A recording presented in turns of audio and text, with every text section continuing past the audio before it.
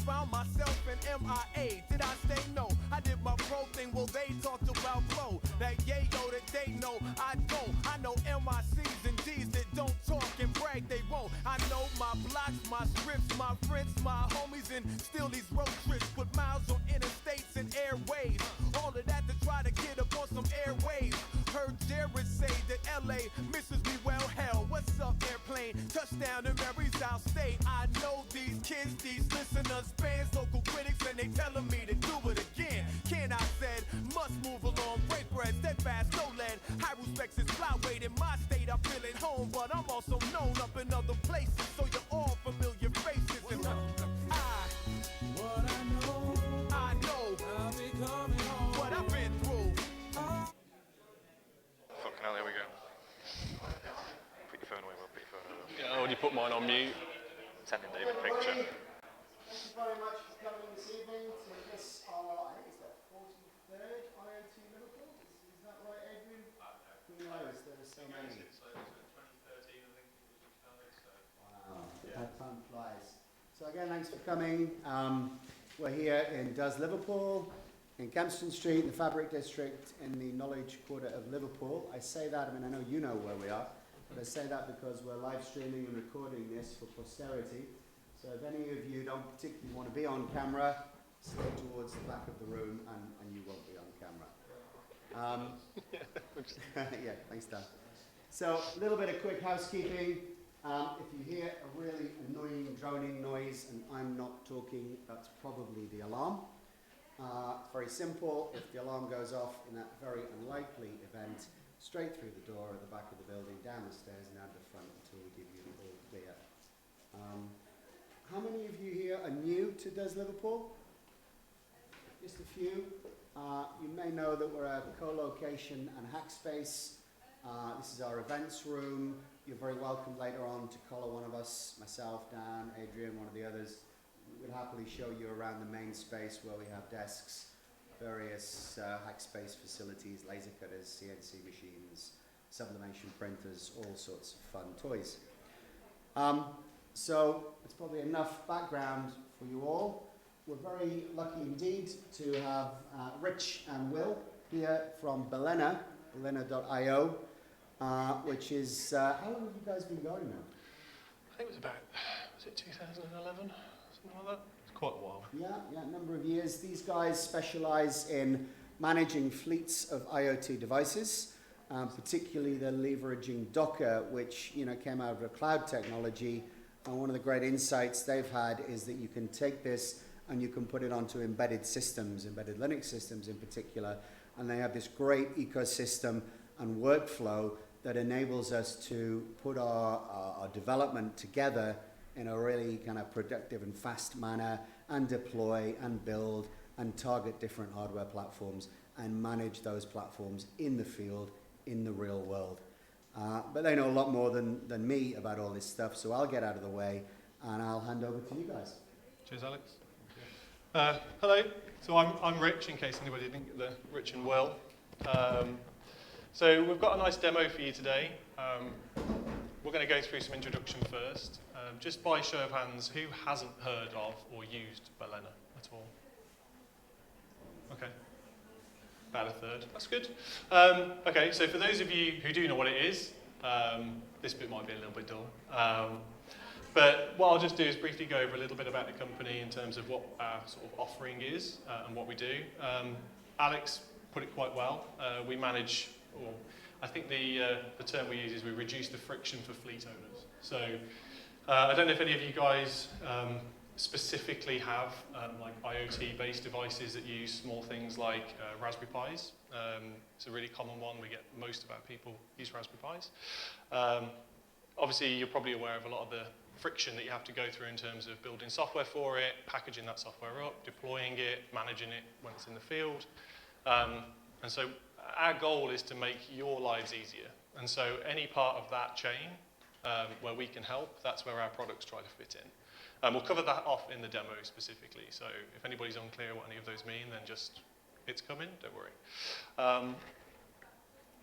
So yeah, use the old trackball as a thing. So as I say, Raspberry Pis is quite a common thing, but it's not the only thing that we are known for and what we do. We actually have a suite of products. So I'll talk about these a little bit because some of them you may or may not have heard of. So Balena Cloud, that's our main offering. So we have a software as a service that you can go to. I know that some of you specifically have used this. I've been talking to you this evening. And coupled with that, we have Open Balena, which is relatively new as far as the company is concerned. So we released Open Balena last year, around about November time. Not last year, the year before. The old January troubles. And essentially, this was a separation of the two parts of the product. So Open Balena is what Balena Cloud is based on, but we wanted to put something out there to the community. And you can run this yourself. There's a smaller feature set, obviously. There are differences, but functionally, it works in much the same way, and it is a direct dependency of Balena Cloud. The other things you may have seen on there are perhaps a bit less common. So Balena OS is our own operating system that we produce. Part of the reason for that is that if you control all the parts of the chain, you can have more reliability out of it. So I'll talk a bit more about them later on. But the other thing is Balena Engine, and that's a customized version of the Docker or the Moby project. So just again, show of hands just for my benefit, how many of you have used Docker?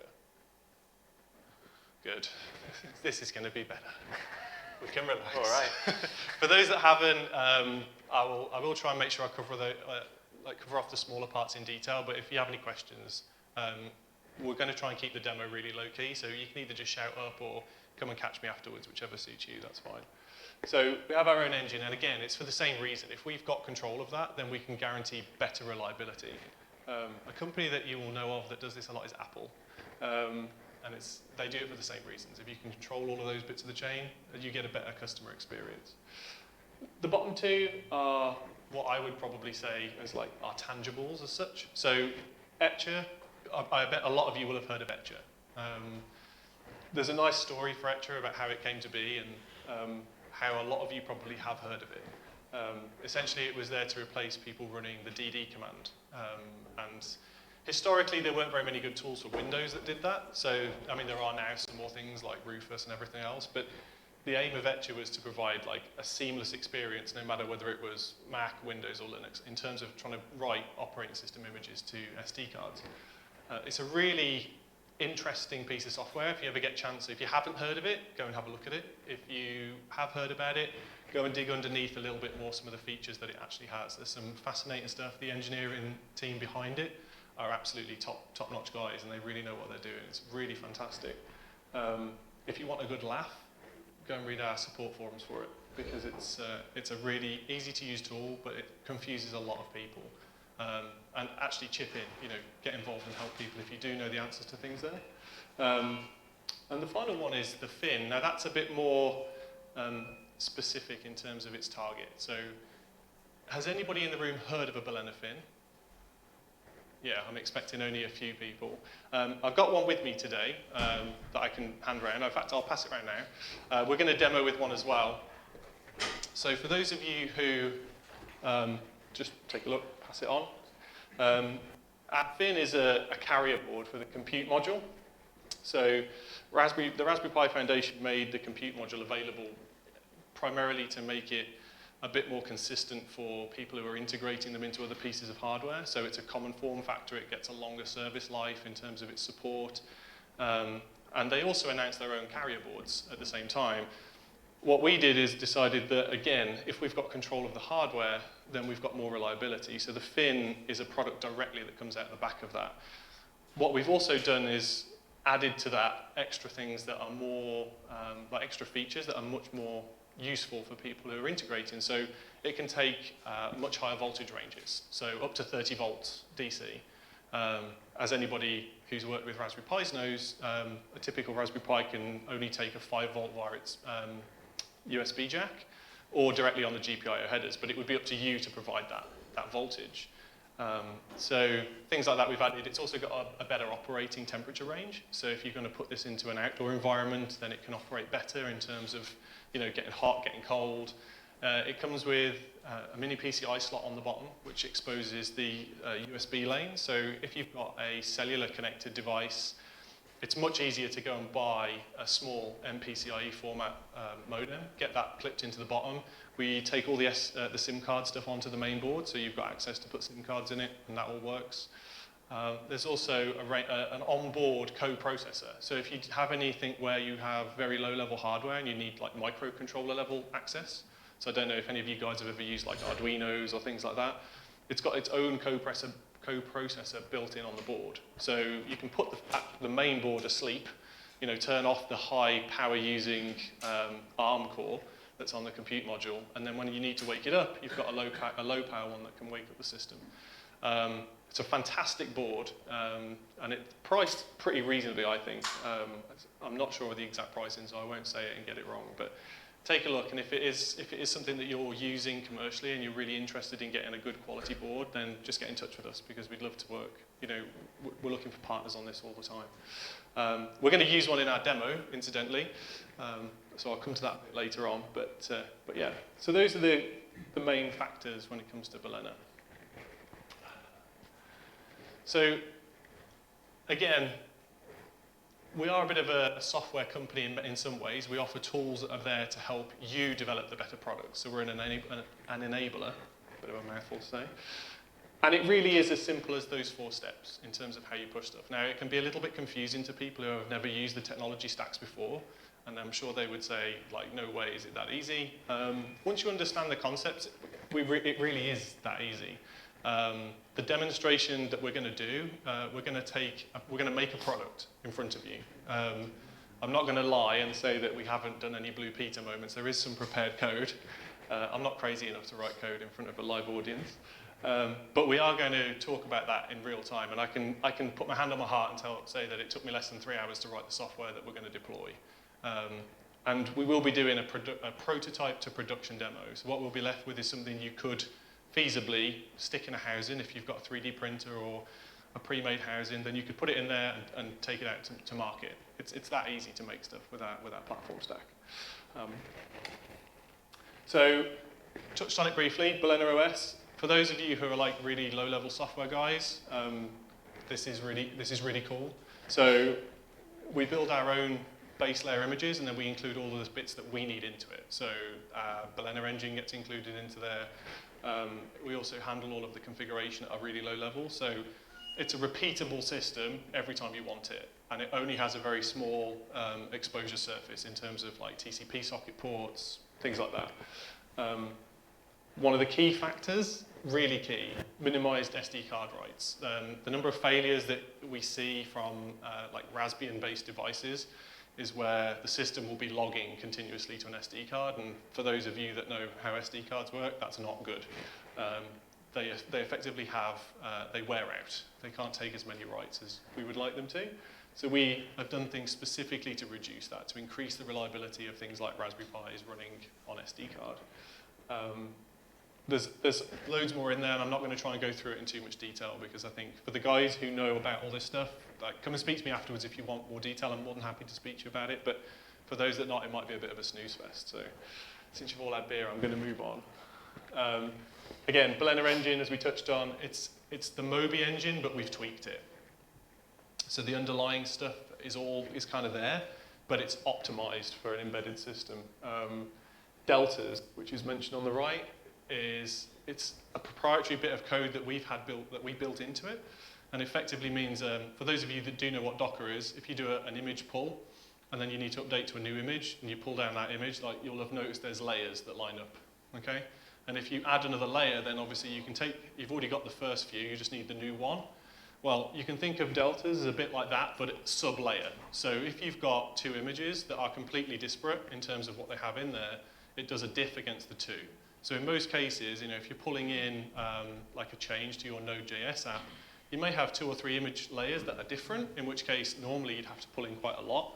But with the deltas enabled, it can be as small as, say, 1 or 2 meg. So if you're running something on a cellular connection, this is an absolute bandwidth saver. And that's all built into our Balena Cloud Suite. So just by using it together, it all just works. again, I'm not going to bore people with the bits that are boring. Come and talk to me afterwards if you need to know more. Open Balena, I can talk a bit more about this one since I'm one of the core maintainers for Open Balena. So again, just a quick show of hands, who's heard of Open Balena or used it? Cool. Do you guys use the forums? Yeah? You'll have seen me in the forums. Most of the forum posts end up getting pinged towards me to try and help out with.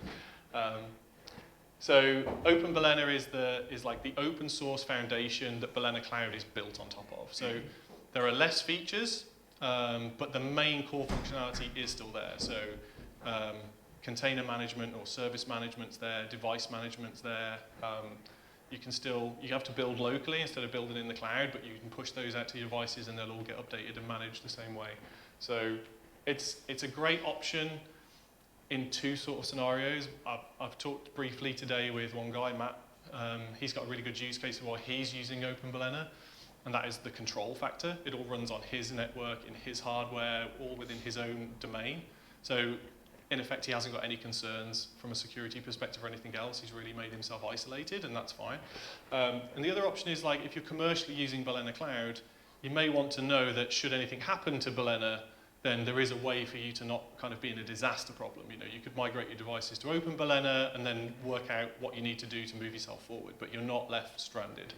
And that was the reason that we really pushed to get that product out.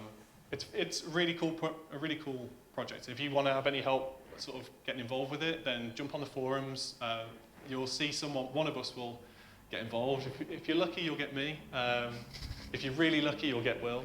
But yeah, it's a great product, and if you want to learn more about how the underlyings work, it's a good place to start. The fin, we've already briefly talked at. There's loads of documentation, by the way, on the fin online. So there's a website. If anybody wants anything, that's the place to go. So if you go to our main landing page, balena.io, there'll be a link to the fin. Comes in a nice box. So yeah, the key part really for Balena Cloud is that for most people, when they start prototyping, they need something that's like easy to get, easy to sign up to, and they don't have to go and ask the line manager for the credit card. The first 10 devices are always free. So you get to experience all of the key features of Balena Cloud. There are some features that are only exposed to like paying customers, but they tend to be more around like team management things. So they wouldn't be really applicable to most people in that like sub 10 device area. So if you want to look at any of this, whatever we're showing today, it will all be available. You guys can go and have a look as well. Sign up, there's no cost. It's really quick and straightforward. Onto the demo. So we wanted to do a nice demo for you guys today. A lot of times we focus on software demo, but we thought software's a bit boring. Everybody does software. So we wanted to come along and bring some hardware to the picture. So I spoke to Will, and we said, wouldn't it be great if we could like build something into a car? But I didn't think we'd be able to get a car in the room. So we've brought a car with us. So for those that haven't seen it, if you're at the back, this is our car, okay? I'll give you a background on the car, but the car is not the focus for this point. So this is a car, but it's a prop of a car. But it does do a lot of the things that a car would do. So, for example, it has headlights, it has some emergency lights, it has a siren, and it also has a CAN bus, okay? So for those in the room that don't know what CAN bus is, CAN stands for Controller Area Network, and it's a protocol that cars use internally as well as to communicate with diagnostic equipment in order to sort of read information about what's going on the car. Most cars these days are probably 90% electronic in terms of how they operate. So we decided we'd shrink a car, and we brought one with us. So this car, we don't need to know too much about it, what's on the inside. If anybody does want to know what's on the inside, come and see me afterwards, and I'll show you all the fun. But what you need to know is that there is a CAN bus on the back of this, and there is some lights and some sounds on this that we can control, and we can see the state of. And the product that we're going to build for you in our demo is we're going to take from a prototype, an understanding of what we want to do, all the way to a working product. And we're going to build that using a fin. It's going to be connected on a cellular network. It's going to connect into the car. And hopefully we have got a bench power supply. We were going to try and run the fin off effectively a 24-volt power feed. because it's a truck. And for those who don't know, commercial vehicles run on 24 volts. So poses some issues. So we're going to go through this demo. We're going to talk about the choices that we're going to make in terms of our hardware. No surprise, we're going to choose Balena Cloud, but we're going to try and explain to you why we're choosing that, and hopefully kind of get your brains ticking along the lines of, you know, if I was building something, a real product, something I was going to take to market, then are these, you know, could I do it better? Is there a way I could do it faster, or is there a way that I could achieve a better result than what we're going to achieve? So I'll just switch over the presentation. Okay. Thanks for that. So, from prototyping to production, I appreciate some applause at this point, only for the photography, because that was at about 1 o'clock last night on my kitchen worktop, so thank you.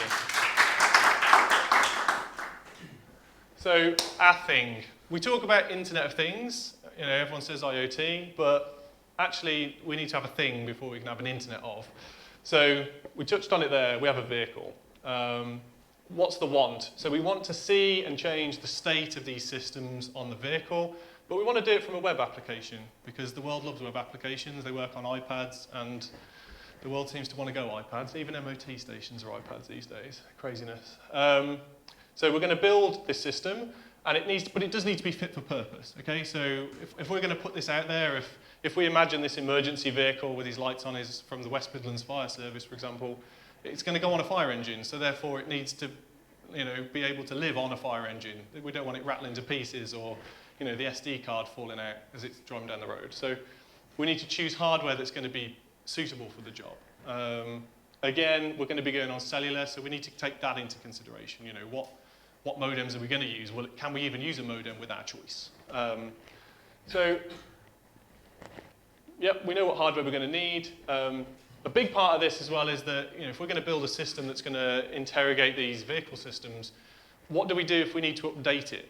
Yeah, like it's all good and well designing it to work right here on that little green car, but then what do I do in 6 months' time when, you know, the lights fail and they put a new model of lights on it and it doesn't work the same way? I need to be able to update it. It's not just about a one-time deal, you know. We need to think about how we're going to actually integrate our hardware with this. So we've talked about CAN, so we're going to need CAN controllers. There's other hardware here at play. There's not just our platform that we're going to run it on. We need an interface hardware. So obvious choice would be something like a Raspberry Pi 3. So again, I'm going to assume most people here have heard of a Raspberry Pi. Number one reason for choosing it is cheap. Okay, cheap always wins in a commercial scenario, in my experience, but it's not always the best reason for winning. It has a massive community of users, which is good. Apologies if you can't read it, by the way. I wasn't sure if the colours would come through. It seems okay from where I am, but if anyone can't see, I'll read them all out. Also, so a Raspberry Pi 3 is also really powerful. When you compare it to other sort of microcontroller type scenarios like Arduinos, so I don't know if anyone in the room's ever used an Arduino, you'll know what I mean, but it's an 8-bit microcontroller. It runs at about 16 megahertz, something like that. It's not really designed to do computing tasks at a high level. It's more designed to do like operational control. So it does very low, very fast operations. We need to have support for wireless LAN, and the Raspberry Pi gives that to us. You know, if we go and choose like a 3B or something like that, that's got onboard wireless. So that's good. It doesn't help us with the modem scenario, but it does give us some connectivity there. Provisioning of SD cards with sort of Raspbian images. So the Raspberry Pi Foundation put out Raspbian, and that is their sort of official operating system. Other operating systems are available, other distributions of Linux are available, but sort of officially supported. You know, let's remember we're making a product. We're going to sell this. Yeah, we don't want to be having to take all the responsibility on ourselves. So we're going to have to provision an SD card with Raspbian. So that could pose us a challenge. It's not necessarily an easy step. SD card corruption. For those who don't know, SD cards, as we've touched on, don't like writes, or not too many of them. So we need to factor that in. Are we going to have to buy expensive SD cards? Or, you know, because there are some SD cards out there that will, you know, take this into consideration, but they're not cheap. It's also not really designed for use in an industrial or a commercial setting. At the end of the day, the Raspberry Pi Foundation made the compute module for that that was their goal. They had already identified that there was a demand for this type of product, but not in that form factor. So we're kind of picking something that works, but we're not perhaps using it the way it should be used. And the final point I've put on here, and if anyone has any others they want to add to this, they're more than welcome to shout out, but 5-volt power from a micro USB cable or from the GPIO header if you build it yourself. As I say, this has got to be fit for purpose. If it's going in the back of a truck that's bombing down the road, you know, are you going to trust that little phone connector hanging out the back? And you know, what happens if it comes out? Is that going to be mission over? You know, end of the day. So it's not perhaps the best choice, but it is in some ways a good choice. In terms of our CAN interface, there are marketable products that get us there. Okay, so that's kind of nice for us. We can go and buy a CAN shield. It supports. It's built in with support on the device. There's schematics, data sheets that show us how it all works. So that's kind of good. So from that perspective, the Pi does win out because it does have this kind of support. And then in terms of software, what could we write this in? We're going to have to write some software. I mean, I don't think we're going to get lucky enough to just have it done with no code. But we've got easy choices out there for most people. Python, Node.js, you know, really common languages. There are others. I just went with ones that I knew kind of people in the room would have heard of. We've got things like JSON software. If you try to do JSON on small microcontrollers, it's a very sort of wordy protocol in terms of like keeping data together. So perhaps not a great choice for that. Things like TLS. So we're going to access this over a web application. We've got to factor in security. I mean, right now it's lights, but I mean, what else could it be? I mean, in different scenarios, it could require that data to be protected. You know, you don't want necessarily people able to read it. So cryptography, like you'd get in TLS, can be a little bit heavy-handed on some devices, but yeah, the Pi can handle that fine. In-life updates, this is kind of key as well. This is a big part of this. So if we go with a Raspberry Pi, just what you would get off the shelf on all the tools that are out there, you're going to have to create custom update scripts, cron jobs to check for updates. Maybe you'd package your software as in like a Debian package. But in which case, you're going to have to put it into a repository. So for those Linux people in the room, know what I'm talking about. For those who don't, you've got to find a home to put it on the internet so that you can pull it when you need it. You've got to manage migrations. So if you've got one of these, I don't know, goes offline for, say, 2 weeks, and you release 2 software updates, how's it going to handle going from sort of version 1 to version 1.3? You know, you're going to have to factor that into your consideration when you're building this. And also, how are you going to handle failures? Like, there's a lot of other stuff around there. So it's perhaps a good choice, but we could maybe make it better. And that's where we come in. So this is the stuff we talked on earlier. What do we do? So we have an embedded OS, so we can focus that on the board. Raspberry Pi is supported, conveniently enough, which is always good. We have build tools, so you can build your software, package it up using the Docker image format, and run it on the device. This takes care of a lot of the headache that we would have faced otherwise. There's no need to build Debian packages or handle things like that. This is Docker, so we can just say this is the image you should have, and it will have the right software. And if you want to upgrade it, it will run that version. You can think of them as being completely separate sandboxed processes. Fleet management. So at the moment, we've got 1 truck. What about when we have 10,000 trucks? How are we going to manage the process without some kind of management layer? We have that. Network access. How are we going to access the web portal that's on the devices? So you've got these devices that are going to be deployed in the back of fire engines, connected on 3G. How are you going to get to that web page to control or to view what's going on there? Yeah? And then finally, you've got the hardware. So we actually do have a hardware solution that does make this fit for purpose, because it does have the wide operational temperature range, the wide voltage inputs, the fact that it's designed around an industrial main processor, the compute module. So actually, Balena offered a solution to every one of our problems in that scenario. We also have a nice workflow, or I certainly think it's a nice workflow. So we can develop locally on a Raspberry Pi and then migrate to a FIN, because a Raspberry Pi and a FIN are fundamentally the same architectural type underneath. They're all ARM processors. So we can work with Raspberry Pis, which are cheap. We talked on that earlier. You know, they're easy to get hold of, don't cost much money. We can run the same operating system on both of these devices. So we've got a standard between what we're going to deploy and what we're going to work on. We build the applications in the same way. You know, we can think of these devices as being kind of spiritually the same, but they're in different bodies. So that works for us. We can also develop the software locally, which is what we're going to do in a minute. We're actually going to push some software to this Raspberry Pi that's on the desk in front of me, and we're going to make changes to it. We're going to see those changes reflected live. We mentioned it in there. It's called Live Push. It's a really, for those of you that have used Docker, that's going to really change the way you think about it, because it's really smart. We actually use this mechanism for developing Balena Cloud in this same mechanism here. And we can also manage like the host-specific configuration for these devices. So again, those of you who've used Raspberry Pis, you'll have heard of things like DT overlays and DT params, and it's all about how you configure the hardware interfaces on the hardware. Like how would you manage that if you didn't have a management layer? And we offer that as part of our solution, so you don't have to worry about making sure they're configured in, you just need to know what they should be configured in, and we make sure that it's kept in that state. And then finally, when we deploy it, it should just be a straight move to the fin. We can actually add the fin into the same application. We can see them side by side. We offer tools to pre-configure it. So from in a warehouse scenario, I don't know if any of you guys have ever dealt with hardware being provisioned in a warehouse. I have, and it's a scary place to be when it's happening. It's a lot of people standing there passing boxes down and plugging them in and all sorts of stuff. But the key fact is that you have to have the tool sets available to even make that possible. And we offer those tools as part of what you get with Balena Cloud. And we'll demonstrate that later, and we'll show you how that works.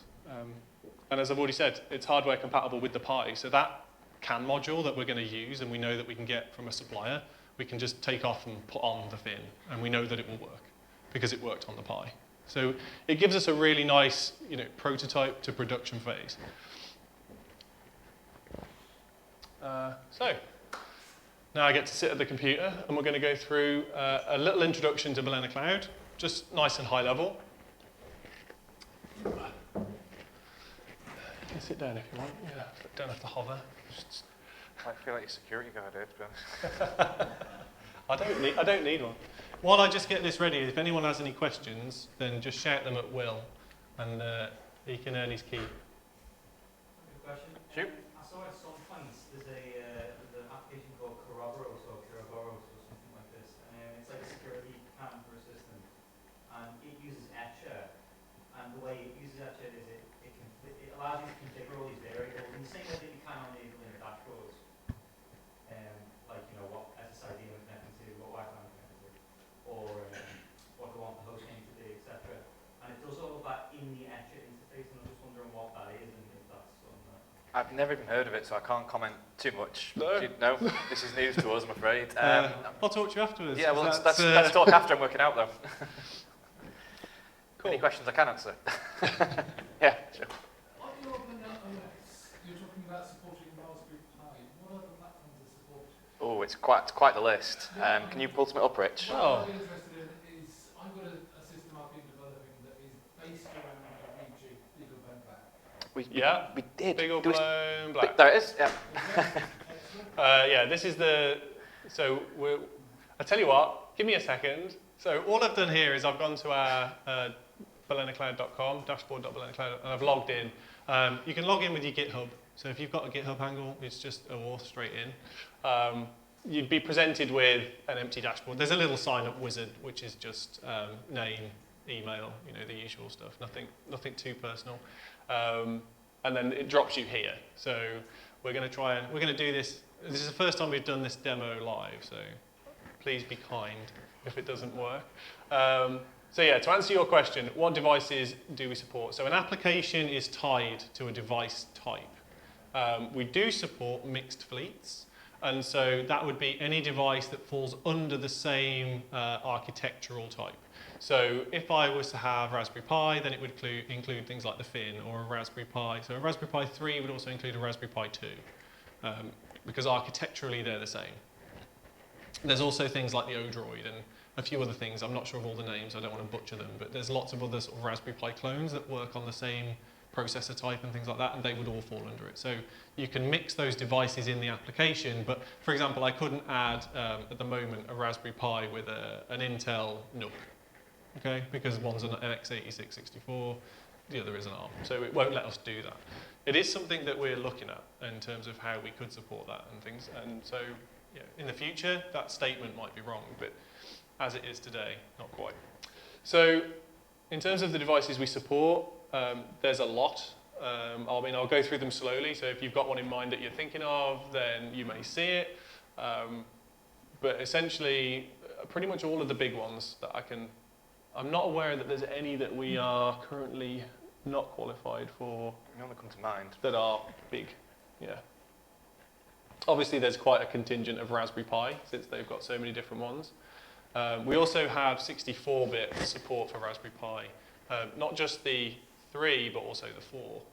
And I think I'm right in saying that we're the only 64-bit? We were certainly the first. Whether we're still the only, I don't know. Yeah, I think that's right. So yeah, if you choose Raspberry Pi 4, then it's actually an ARM 64. So for people who've tried to run, I think it's MongoDB, you have to have 64-bit OS support.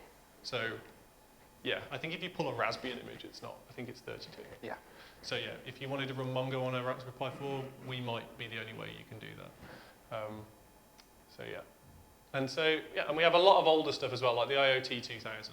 I don't know if any of you guys have ever heard of that one. I think it's a bit more older, an older platform now, but that's still on our supported list.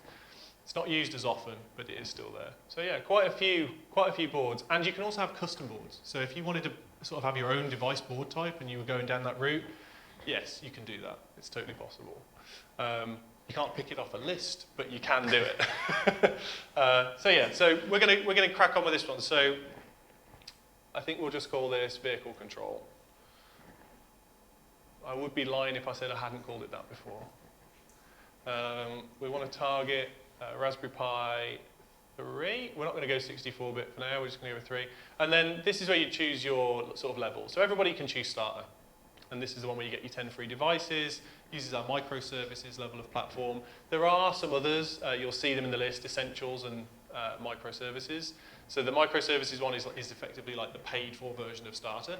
And then essentials, I think, is more of like a legacy hang-up. So it only allows you to run one container. So there are some customers that we have who want to pay us, but they don't need all of the feature set, and that's what that's for. But typically, microservices or starter, and in our case, starter, because it's free. So we're going to create that. Now, in our back end, lots of things have just happened.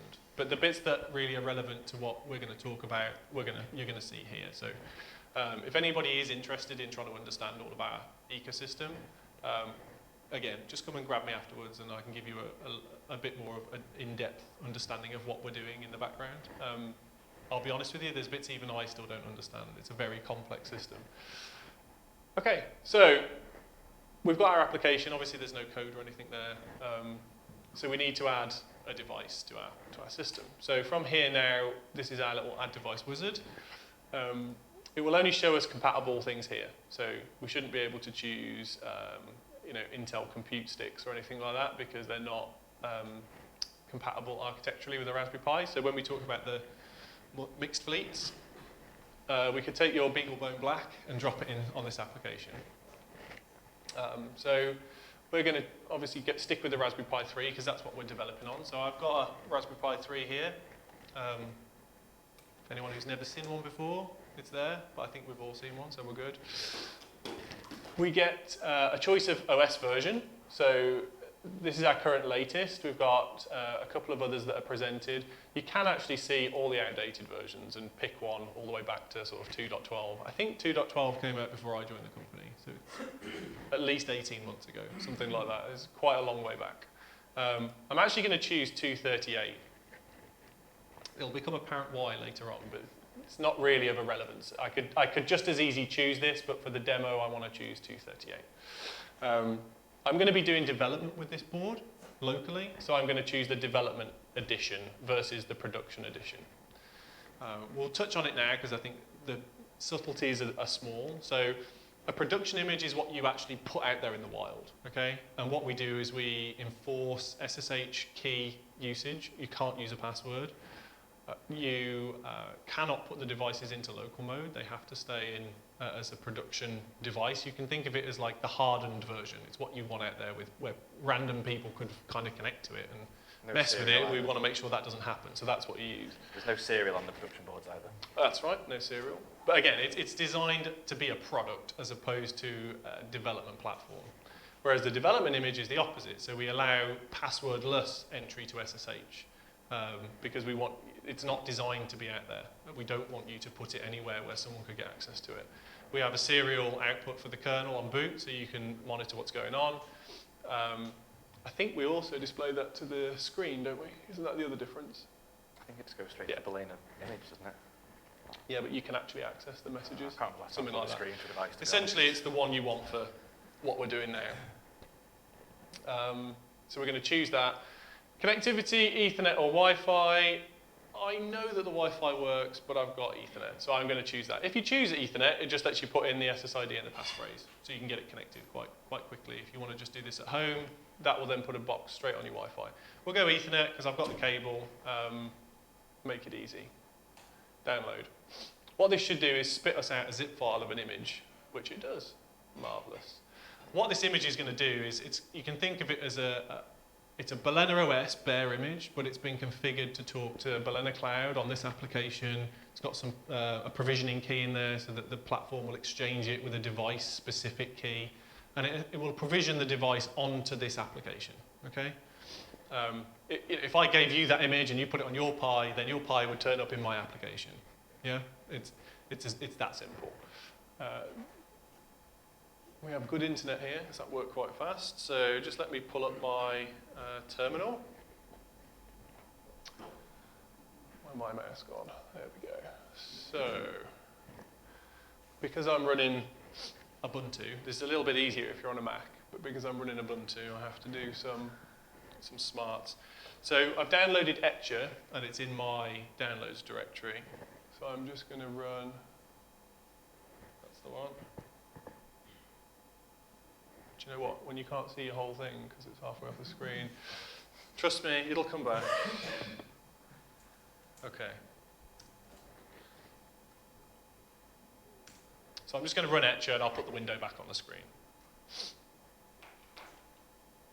So this is Etcher, which we talked about earlier. So we want to flash this image to Raspberry Pi, so it's going on an SD card. Okay, so I've got one here in my SD card reader. I'm going to choose my downloads, and it was this one. So there's a bit given away in the name of the download. So it's got Balena Cloud, which is the instance it runs under, Vehicle Control, which is the application for Raspberry Pi running 238.0 Rev1, dev image with a supervisor version 9.15.7. So, you know, if you just keep an archive of those if ever you're interested, then that's how you can find out what they are. You don't have to extract the zip file. Etcher will do that for you, so that keeps it nice and simple. Choose your image and flash.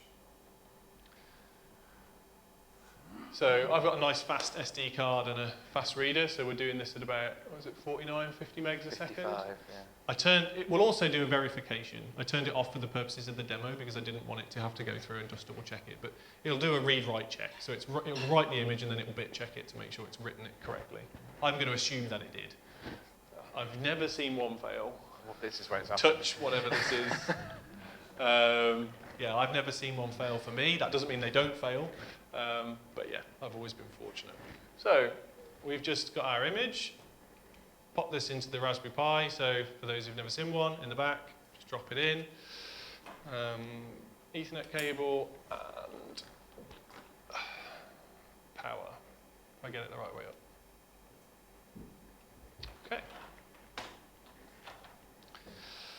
So if we drop back to here now. So what's going to happen, the device is going to boot up off that card. It's going to take its OS base image. It's going to read the configuration file that was injected into it when we downloaded it to say that it should be on this application and with the credentials it needs to register. And it's going to pop up on the screen. He says. Again, anybody got any questions at this point? That must mean I'm doing a great job. Oh, we have a question. Go on. So for the image that you're creating, Yeah. how easy is it to put in a customized kernel? In terms of doing it from the dashboard, impossible. But if you want, you can build your own. So the build tools for the Balena OS are open source.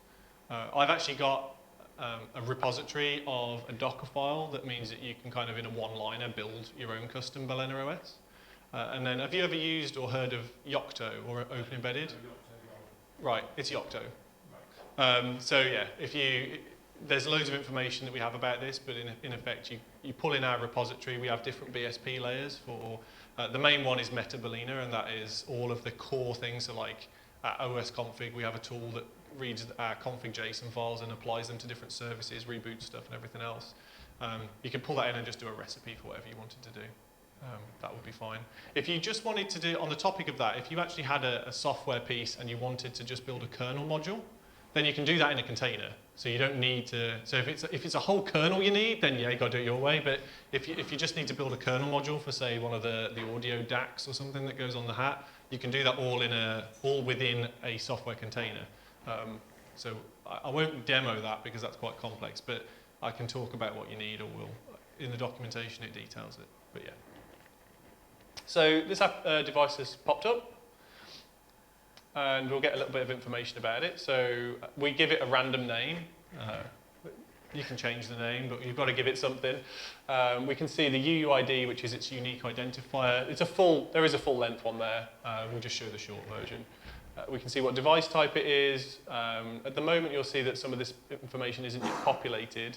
That's just getting populated in the background. So we have a supervisor process that runs, and that handles all of the communication between the device and the back end. It tells it when it needs to pull new software versions and all this kind of stuff. The other thing you'll notice is it says that it's online. That's actually because we have a VPN between that device and our back end. That VPN is used for inbound connections for us to talk to the device. So when we want to do stuff on here, like if I was to click reboot, for example, it actually has an HTTP call over that VPN to the supervisor, and it tells it to reboot the device. We also can send traffic over that VPN. So we'll look at that later, but it's a really nice feature. We do have some customers who turn that off. If they're using cellular and they're on a really constrained bandwidth and they really just want to make sure that there's nothing there, then you can turn it off. Obviously, you then sort of pay the penalty, which is you can't make inbound connections to the device anymore. You're at subject of its poll rates, but it is possible to do that. So. That is people who are really trying to push the bandwidth down. Yeah, tend we to do that. don't have many We people put quite a bit of effort into making it low on our own part anyway. Yeah. So I'm going to leave that to do its thing for a minute. I would have expected it would have done it by now, actually, but I'm going to. I ain't taking so long. Yeah, I did wonder, but I'm going to let it do its thing. There's no point rushing it. But while I'm here, I'll talk about. I'll just give you a quick overview of the actual panel. So we've got devices here, and this will show us all of the devices that we have. Actually, I'm going to be cheeky. If I just unplug it and plug it back in again, the old adage that makes it work every time. It doesn't normally do that, so I'm really surprised. So fleet configuration. This is where you can do things like we just talked about, disabling the VPN. So this is configuration of like the hardware as opposed to configuration of the software that's running. So you'll see down here environment variables and service variables. I'll come to those, but they're relative to the software that you're going to put on the device, as opposed to the configuration of the hardware. So things like whether you want it to run the VPN or not, that's not a software choice that you're ever going to get to make in your software. You're telling our software to not run that VPN. Yeah. Again, enabling or disabling logs. Some people don't like the fact that, or don't want the fact that their software will generate logs and that it will get shipped to us so they can see it, because that is what's going to happen. Because of bandwidth, for example, they turn that off. You can define the poll interval. It's really weird when I turn my head, it gets extra loud. You can define the poll interval. So that supervisor process we talked about, it comes in sort of every 10 minutes. There's a bit of jitter applied to it to make sure that it's not always that repetitive. So there's reasons why, but it's a good thing. Yeah, so you can configure that. Some people have that at, say, 10 minutes. That's what they want. Other customers we have make it once a day, and they just have it come in once a day. If it's a sort of a sensor platform and they're not really that bothered by the management aspect of it, and they just want the minimum amount of data, for example, because they're on cellular, then they'll up that. Let's go down. We've got persistent logging. So we talked earlier when it was on the screen about how we don't write to the SD card in Balena OS, and that counts for the system log. So if I just pull the power on the device, that's fine. That's not going to damage it. There's no issues with that, because it will never be trying to write to the device, or shouldn't be trying to write to the device with our software at least.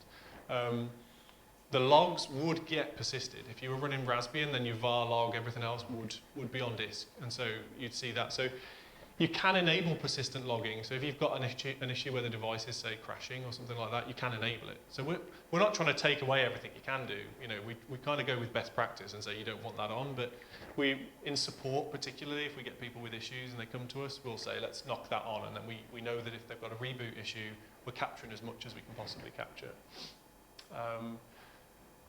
That one's a bit boring. We don't need to worry about that one. Just trying to find the interesting ones. There's tons of stuff in here. So Delta updates, for example, they're optional. You either want them or you don't want them. We have some customers who really, really want them, other customers who really don't want them for whatever reason. So it's a configurable option. By default at the moment, it's off. We are actively working on making that the default. So you will have deltas on by default and off if you want to force it off. There's some complex reasons why it wasn't that way previously. And it was to do with the mixes of older OS versions in combination with newer OS versions and the way that they did deltas. But we're at a point now, I think, where we want to be making that the default. Things like enabling the UART. So again, people have used PIs. There's a UART on the GPIO pins, but you have to enable it. Things like that, so you can enable it. And then further down, we have these custom ones. So, excuse me. This is where you do your things we talked about earlier about DT overlays and DT params. So for those who are not au fait with Pi World, what that's doing is it's telling the Broadcom chip how to configure the pin headers. So whether you want pins to be used for a particular function. And so certain pieces of hardware that go on, so this is our CAN hat that we're going to be using. This requires us to set some of these configuration parameters. So I don't want to be scrubbing around on a file system on an SD card to do that. I can just do it through the web interface, and the Pi will see that those are now different, and it will reboot and apply those values. So it's managed centrally. And it will do that for every device that we add to this fleet. You can override on a per device basis as well, but we won't need to do that. Environment and service variables.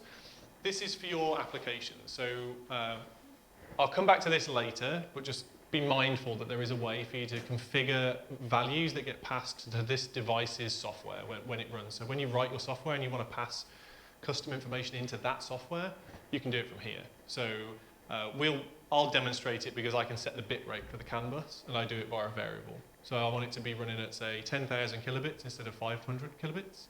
I can do it through here, and that means that if I get the setting wrong and I deploy it onto a truck, oh crap, this is a bad thing, I can just change it on here, it'll reapply its setting, reboot that software, and it's then using the new settings. So you can change things like that on the fly.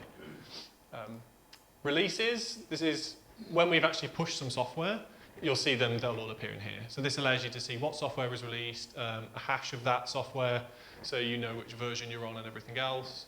You can see what services were in that software. So, for example, we have customers who start with a very small service stack, and then they add and add and add and add and add. But it means they can go back to any previous one. If they want to run an older version of their software stack, they can choose it off here and they can run it. And this is where it shows up. It also gives you the build log, so you can see how it worked. I don't know if any of you guys in here have ever used like a CI system. Yeah? A little bit like that, Jenkins or something like that. You'll notice some similarities in terms of what that would have spit out and what that shows. Location. As everybody knows, we're in Liverpool. So we do actually have geo-IP lookups. So I can see from the public IP that the device has come in to us on, that geo-IP looks it up so we can see where it is. So apparently it's in Liverpool. That's good, because I'm glad it didn't say like Birmingham or something. That would have looked really bad. But you never know with geo-IP lookups. Members, this is, I was talking about this earlier, so this is more, you're probably not going to see this used much in terms of your starter applications. You can add members, so if you've got a team of say 2 or 3 people and you want to sort of all be able to see one device, then you can add team members here and they can have access to this application. There are limits to how much you can use it compared to the paid for plans, but not really anything to be too concerned with. If you're just building something as a starter, as a little project that you want to work on in a small team, like this would be fine. For instance, I added a colleague to my application the other day because I wanted to move a device between them, and that's how you do it. So if you're 1 or 2 people, you're fine. And then actions, this is just a general sort of settings page for the application. You can do things here like rename it. Turn the public URL off and on. That's something we'll look at later. You can restart all the applications or restart all the devices if you need to for any reason. Grant support access. This is a very useful button. If you're a paid-for customer, this gets you a hotline through to one of the fantastic people who work at Balena, including myself. What this actually allows them to do is, in effect, it kind of adds us as a team member for a very short period of time, but only with kind of read access level. So it means we can look at the logs on the device, we can sort of SSH into it and have a little look and see what's what. So if we get someone telling us they've got some issues, then we can take a look and try and help them out and get them moving again. You may have seen, if you read our forums, you will see people saying enable support access. That's what they mean. You can also do things like purging the data. So the way Docker stores its data is in things called volumes. And you can think of them as being like, Docker sort of sandboxes a whole application, but the volume sandboxes its storage components. So think of it as like adding a disk to a VM or in a cloud solution. What this allows you to do is just wipe those volumes off. So if for example, I don't know, Matthew, you talked about having that boy. Like, let's say some pirates rock up and rob off with your boy and you're worried about the data, then you'd purge it. Yeah. So like even if the boy's gone, they take it offline? As long as it came back in and got the message to say purge, it would purge. It would obviously need to connect at some point to get the message to say purge, but yeah. You can do reboots, you can do shutdowns, you can change the application type. So if you wanted, you could move it to a paid plan. So if you started off and you've knocked up your plan. So let's say again, I like Matthew's. He's got a project. So for those that don't know Matthew, he's got a project and he's done it using. I think you said you'd started with Balena Cloud, haven't you? Yes. So let's say you decided he was going to take it to production level and it was going to become a commercial entity. He might want to have more team members or support more than 10 boys because he's knocking them out the park. Then that's where he'd go to, and it would allow him to upgrade it effectively to a paid plan. It keeps all the same settings and everything else. So there's no risk to him in effect of choosing this as a starting point, because if he did go commercial, he can just take it to the next stage. Yeah. Transfer ownership's dull. We're not going to transfer any ownership today. Don't worry about it. But that's essentially if I bought Matt's company off him and I wanted all of his boys, I'd transfer it. It's kind of obvious. And delete the application, which we don't want to do. So we'll leave that one alone. So we'll pop back on here. Oh, that's actually an interesting page. Let's have a look at that. So yeah, when you've got multiple applications, it will show you how many are online. You can also see there's a little key underneath. So we do know when a device is online, configuring itself, getting updates and everything else, and you'll get a nice little slotted bar chart. So let's just jump on here, and everything should be happy now. It is. Okay. So we can see how long it's been online for. We can see what release it's running. Currently factory build. We've not pushed any software to it because we haven't written any software. We can see what it should be running. So you've got a concept of like state where you are today and where you want it to be. And so if for any reason it can't, you can actually tell a device not to update, for example. We'll cover that later, but that's what those are for. I can see what its IP addresses are. So at the moment, it's got this nice IP address here. I'm going to copy that because I'll need it. I can see the supervisor version, OS version, well, that's the one we told it to be, and I think the rest is the same. You also have some logs. So there's not really any logs on this because we've not told it, it's not doing anything. And we have a terminal. So for example, I can come down here and I can choose the host OS and I can drop into a terminal. And I can do, I don't know. Okay? The thing to boggle your mind about is that this device is connected to the same LAN that I'm on, okay? But I am not connecting to that device over that LAN IP, okay? This connection has gone from my laptop through the internet, off to our servers, down through the VPN, back through to this device and then terminated. So it doesn't matter if I put this device, I mean, I'm assuming there's probably some NAT in this building. We have a lot of customers with very like hard-end enterprise-grade NATs. The way that our VPN works is it means we can get into those devices even if they're in those scenarios. Later on, we'll have this hooked up over 3G and that will still work, even though there's going to be probably 3 NATs in GIFGAF in terms of their network providers. There'll be plenty of NAT in the way, but we'll still get through to the device just fine. Touches the wood. But But the nice thing about this is its consistency. Consistency is kind of key to everything we're going to talk about. If we can get into it this way, we should be able to get into it that way as well. So this allows us to get in there, see what's going on with the device. If we were so inclined, we could see what's going on with the D message. It is a Linux system underneath it all at the end of the day. If you've got any Linux skills, then you'll know what all this is, and that's good. So there's the good stuff. So what I'm going to do now is I'm going to bring in, if it works, let's have a look. I've got a repo. So I made a little project, okay? And this is going to be the software for our demo, okay? We've got the hardware, he's running, so our investment of, say, £35 for our new product has been spent. I should have brought a chalkboard and talked up how much we'd spent on this one. We've got some hardware we're going to develop on. We know we've already got our CAN hardware ready, so we need to connect that up and configure it. And we should be able to kind of get this vehicle doing something quite quickly, right? I made a nice project and I've segmented this down into tags. So this is publicly available. If you want links, I'll make them available, probably through Alex or something, so you can distribute them to everybody. If you want to go and see how this works, you want to look at this code, it's all there. Another thing I would, to hark back to Balena and what we actually do, we've got tons of featured projects. If you ever use Etcher, you'll see that it throws up a featured project and things like that. There's some really interesting ones on there, like building your own Bluetooth speaker thing with a Pi Zero and all this kind of stuff. Really fancy stuff. Go and take a look at it. All the code that we put for that is available. You can see how it all works and everything else. Some really good learning resources. The Bluetooth speaker one is called Balena Sound, if that was particularly catching your ear. So we've already done the introduction, so I'll just quickly jump into the hardware. So here we have a file system that this is our software. So underneath all of this, everything we're about to do now is Docker. Okay, so if you haven't heard of Docker, this might be a little bit confusing, so I'll try and just make it as simple as possible. But if I can't make it any simpler and it doesn't make sense, then just come and speak to me at the end if there's any particular thing, and we'll try and push forward with it. So this is a Docker compose file. Think of this as the orchestration. This is going to say what service there are, what they're going to be called, where they're going to be built from, how they're going to be run, what environment they're going to be run in. And these then become processes. And those processes are then configured with this and run in a sandbox, a bit like an iPhone application is run in a sandbox. It can't talk outside of its context. So you define its run context, its run environment, and it runs like that. And if you want to change it, you have to destroy it and create it again with a new context and run it again. Okay? The term used for this is ephemeral. You want your services to be ephemeral. Okay? They exist to do a job and then they don't exist. So in our service stack here, we've got one called can init and can dump. Okay?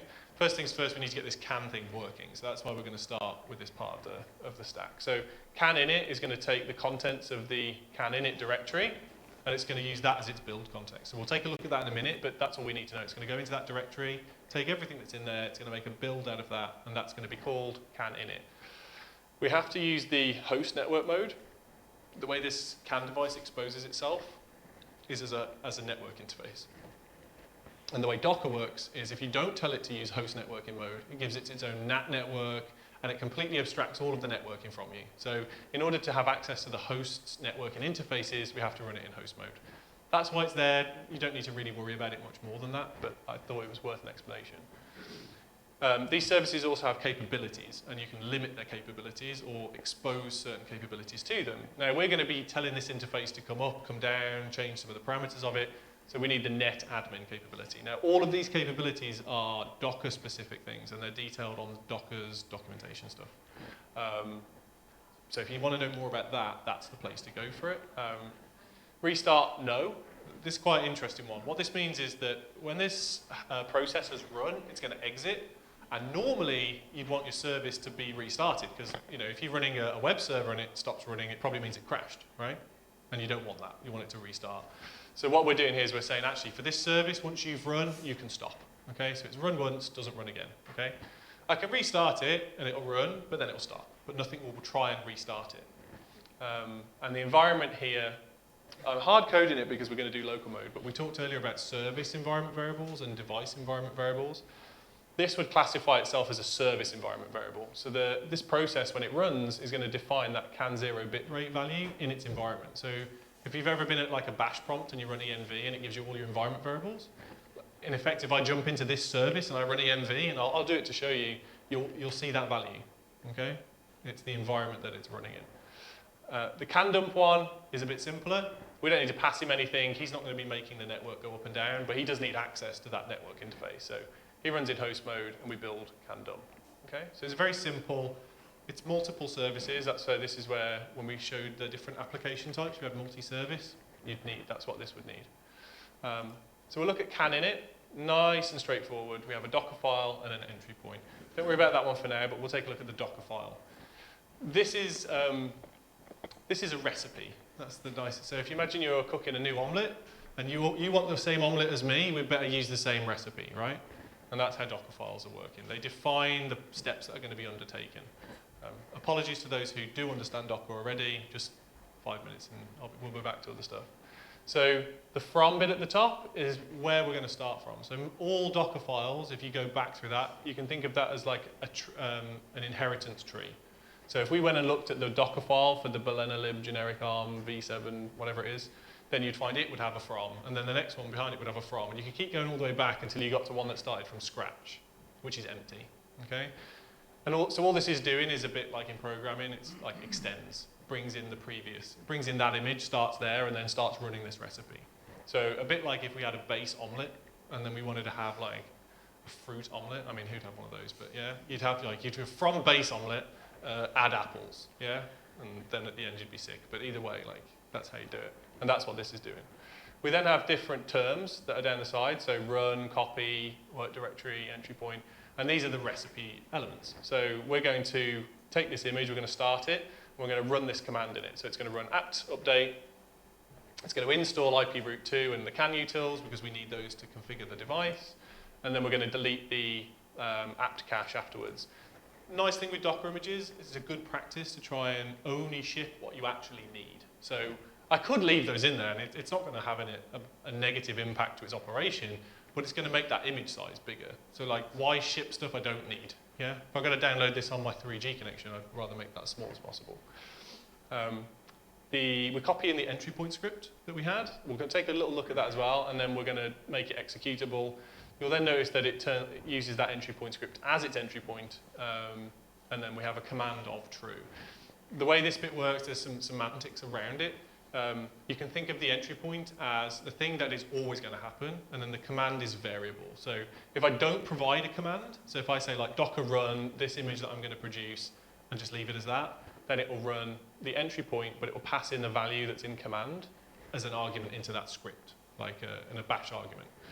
If I said docker run and this image and then bash, then it's going to pass bash into the entry point script, but it's always going to run an entry point, okay?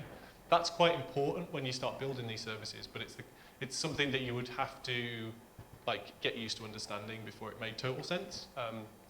It's also worth noting that the behaviour changes massively depending on if you've passed a list or a string to entry point and command, so look at the documentation if you are going to do that, because it will trip you up. Yeah.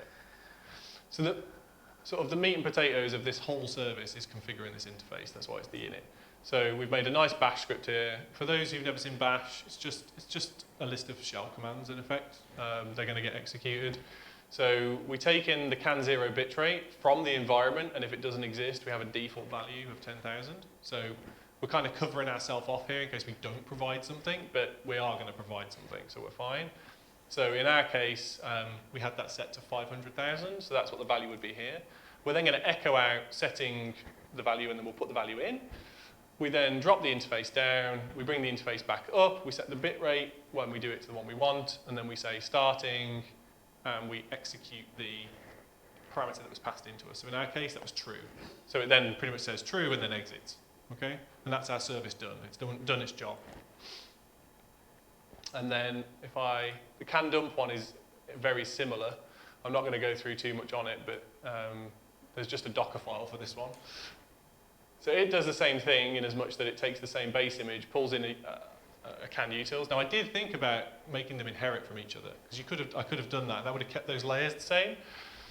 I felt it might confuse the demo, so I just kept it this way. But there are ways to optimize and make things like that better. This one doesn't have an entry point script because the base image contains one, so I don't need to provide one because I'm not going to do anything special. But I do want to run the can dump command on this can 0 interface. Okay. So what we're going to do is I'm going to switch back. Anyone that is familiar with Docker files and was wondering then how is that going to work on the different platforms you mentioned, you'll notice maybe that it said on v7 in the parent image. You can templatize them, and then Balena will unravel certain variables, so you can have a variabilized from effectively. So I know the IP address of my device. Okay, so let me just get this right. I'm going to check out the hardware stage. So I should have now. So I've got this repo that we just looked at. I've got it into this directory on my machine. I can see I've got all the same files and everything else that we just looked at. I want to test this works, okay? But I'm not going to push it to the cloud and then have the device pull it down from the cloud. I want to actually test it right now, okay? So we're going to do, part of our development flow is with a development image on this device, we can go into local mode. And what that does is it keeps the device attached to the application, but it detaches it from trying to follow what that application is doing in the cloud, yeah? So it keeps it manageable, but it's not pulling software from the cloud anymore. It just makes it run as a sort of standalone device, okay? So I'm going to drop this device. I can do it from here. I can just enable local mode. So what that will now do is the UI should change and say local mode. When it's in local mode, you don't get the service information because it no longer adheres to what the application in the cloud might want it to do. It's just, you can think of it as becoming purely for testing and building stuff. That should do what it needs to do. I need that IP address. And then what I'm going to do is from here, I'm going to run Balena. So the Balena CLI I'm going to be using, this is a tool, if you search, go on our homepage, there'll be links to all this stuff. But Balena CLI is our tool set that we use for interacting with the devices and pushing code to the cloud. So I'm trying to think of a comparable thing, like I think Heroku has something similar, and most of these cloud-based services out there have their own tool set, like the AWS CLI. It's akin to that. So it's our interface to the devices and our infrastructure. So first of all, I need to log in. Helps when you type it properly. So I'll just use the web authorization because that's nice and easy. I'm already logged in the thing, so it's going to have done that step for me. I'm just going to authorize, and that can be closed. And then now so I'm in. I should be able to do things like Balena devices.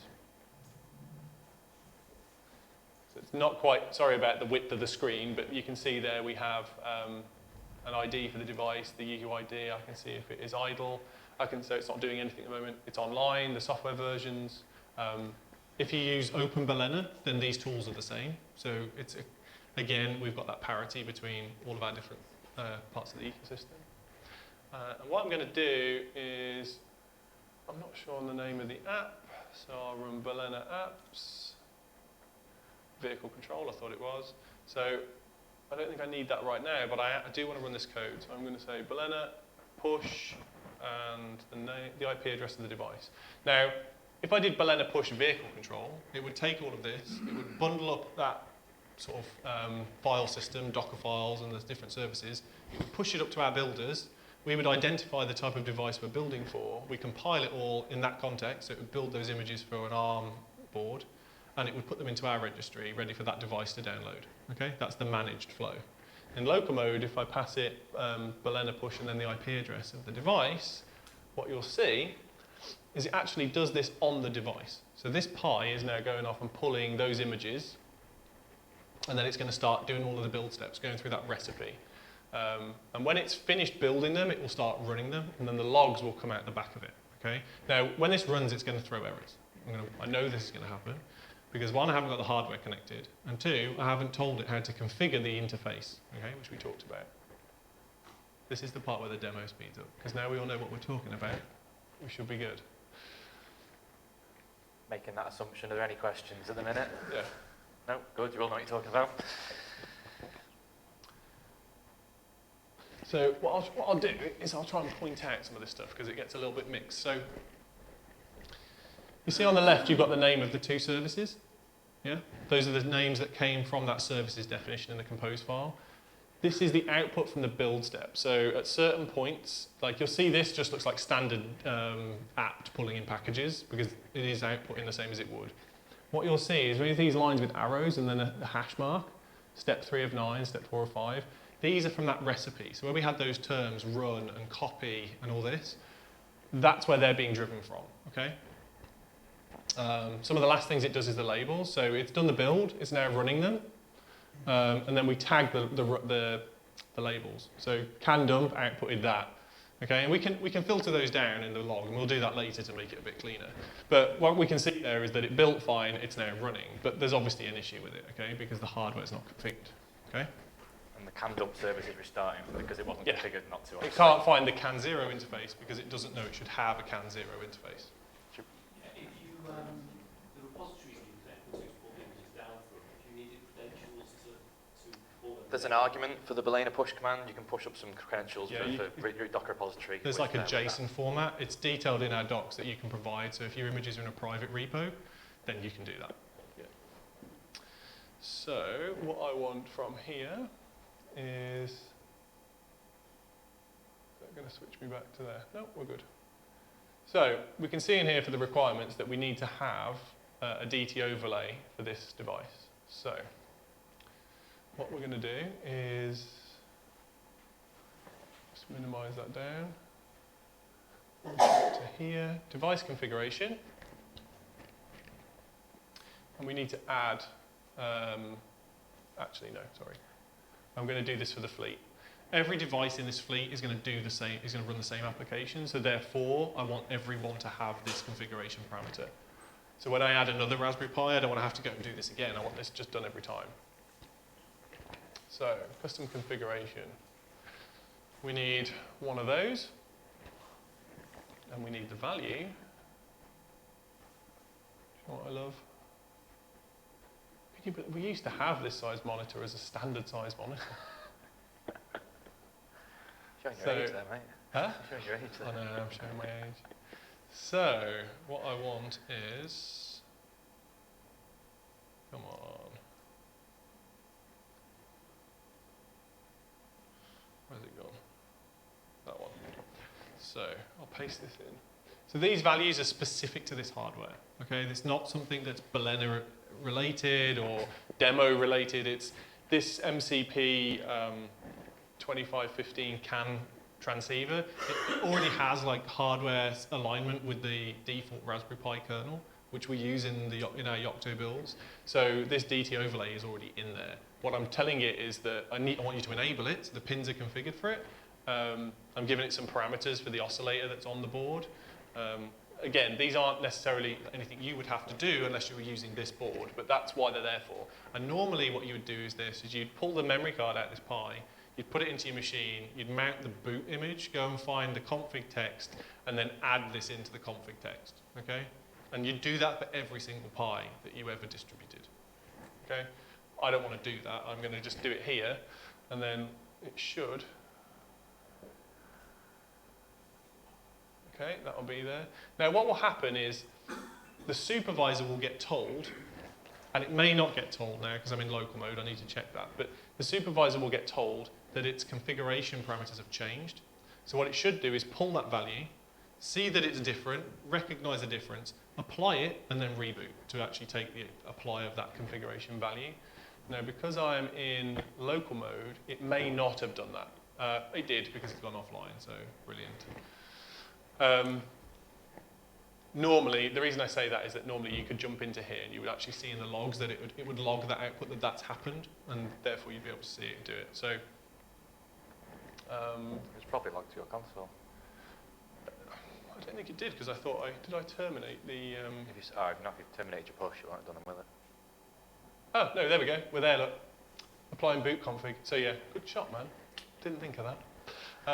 So yeah, we can see there that it happened. So it applied the boot config, because it detected there was changes. So let's say, for example, the hardware manufacturer gave you these settings for, you've had a custom hat built, they've told you what you need and everything else, but all of a sudden they realise, oh, sorry, we've shipped you a load with 8 megahertz crystals instead of 16, so that value that you've set them all to 16 megahertz, you need to now change them all to 8, and you've just done 1,000 of them over a massive weekend push. That would be a problem, whereas it wouldn't be a problem here. We could just change it on the back end and they'd all just pick it up and then they'd start working. So, device connection will be lost. That's normal because it rebooted, but I think it should get the same IP address. Yeah, it will. The build, you'll just notice, went really fast. You see there it says using cache. Yeah. So the way that Docker works is if nothing has changed, then it's already built that layer. So if I don't go and change that line, then the output should be the same. So it caches it. So that's fine. So again, we're still getting some errors, kind of to be expected since it's not on the board. Yep. If the reboot failed, can you unwind the push? Does it automatically unwind the push and reboot back? You mean if you made a change that caused it to not boot?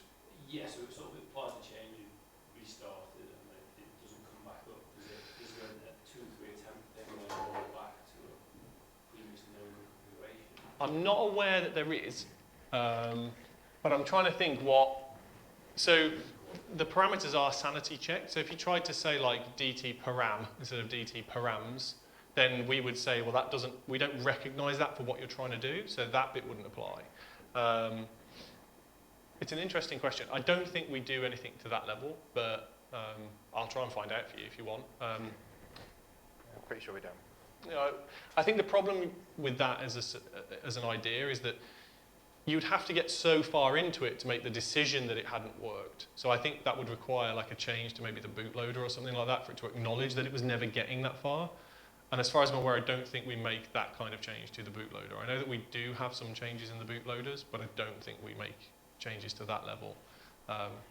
It's an interesting idea though, so I'll feed that back to our product teams just to get for my own purposes, if nothing else. So I've just connected the actual hardware because it wasn't connected, which makes sense, but that's all good. I'll actually connect it to the car. Not that it will make any difference because the car is not powered on. It's an EV, by the way, just in case anybody. The new fire engines are all electric.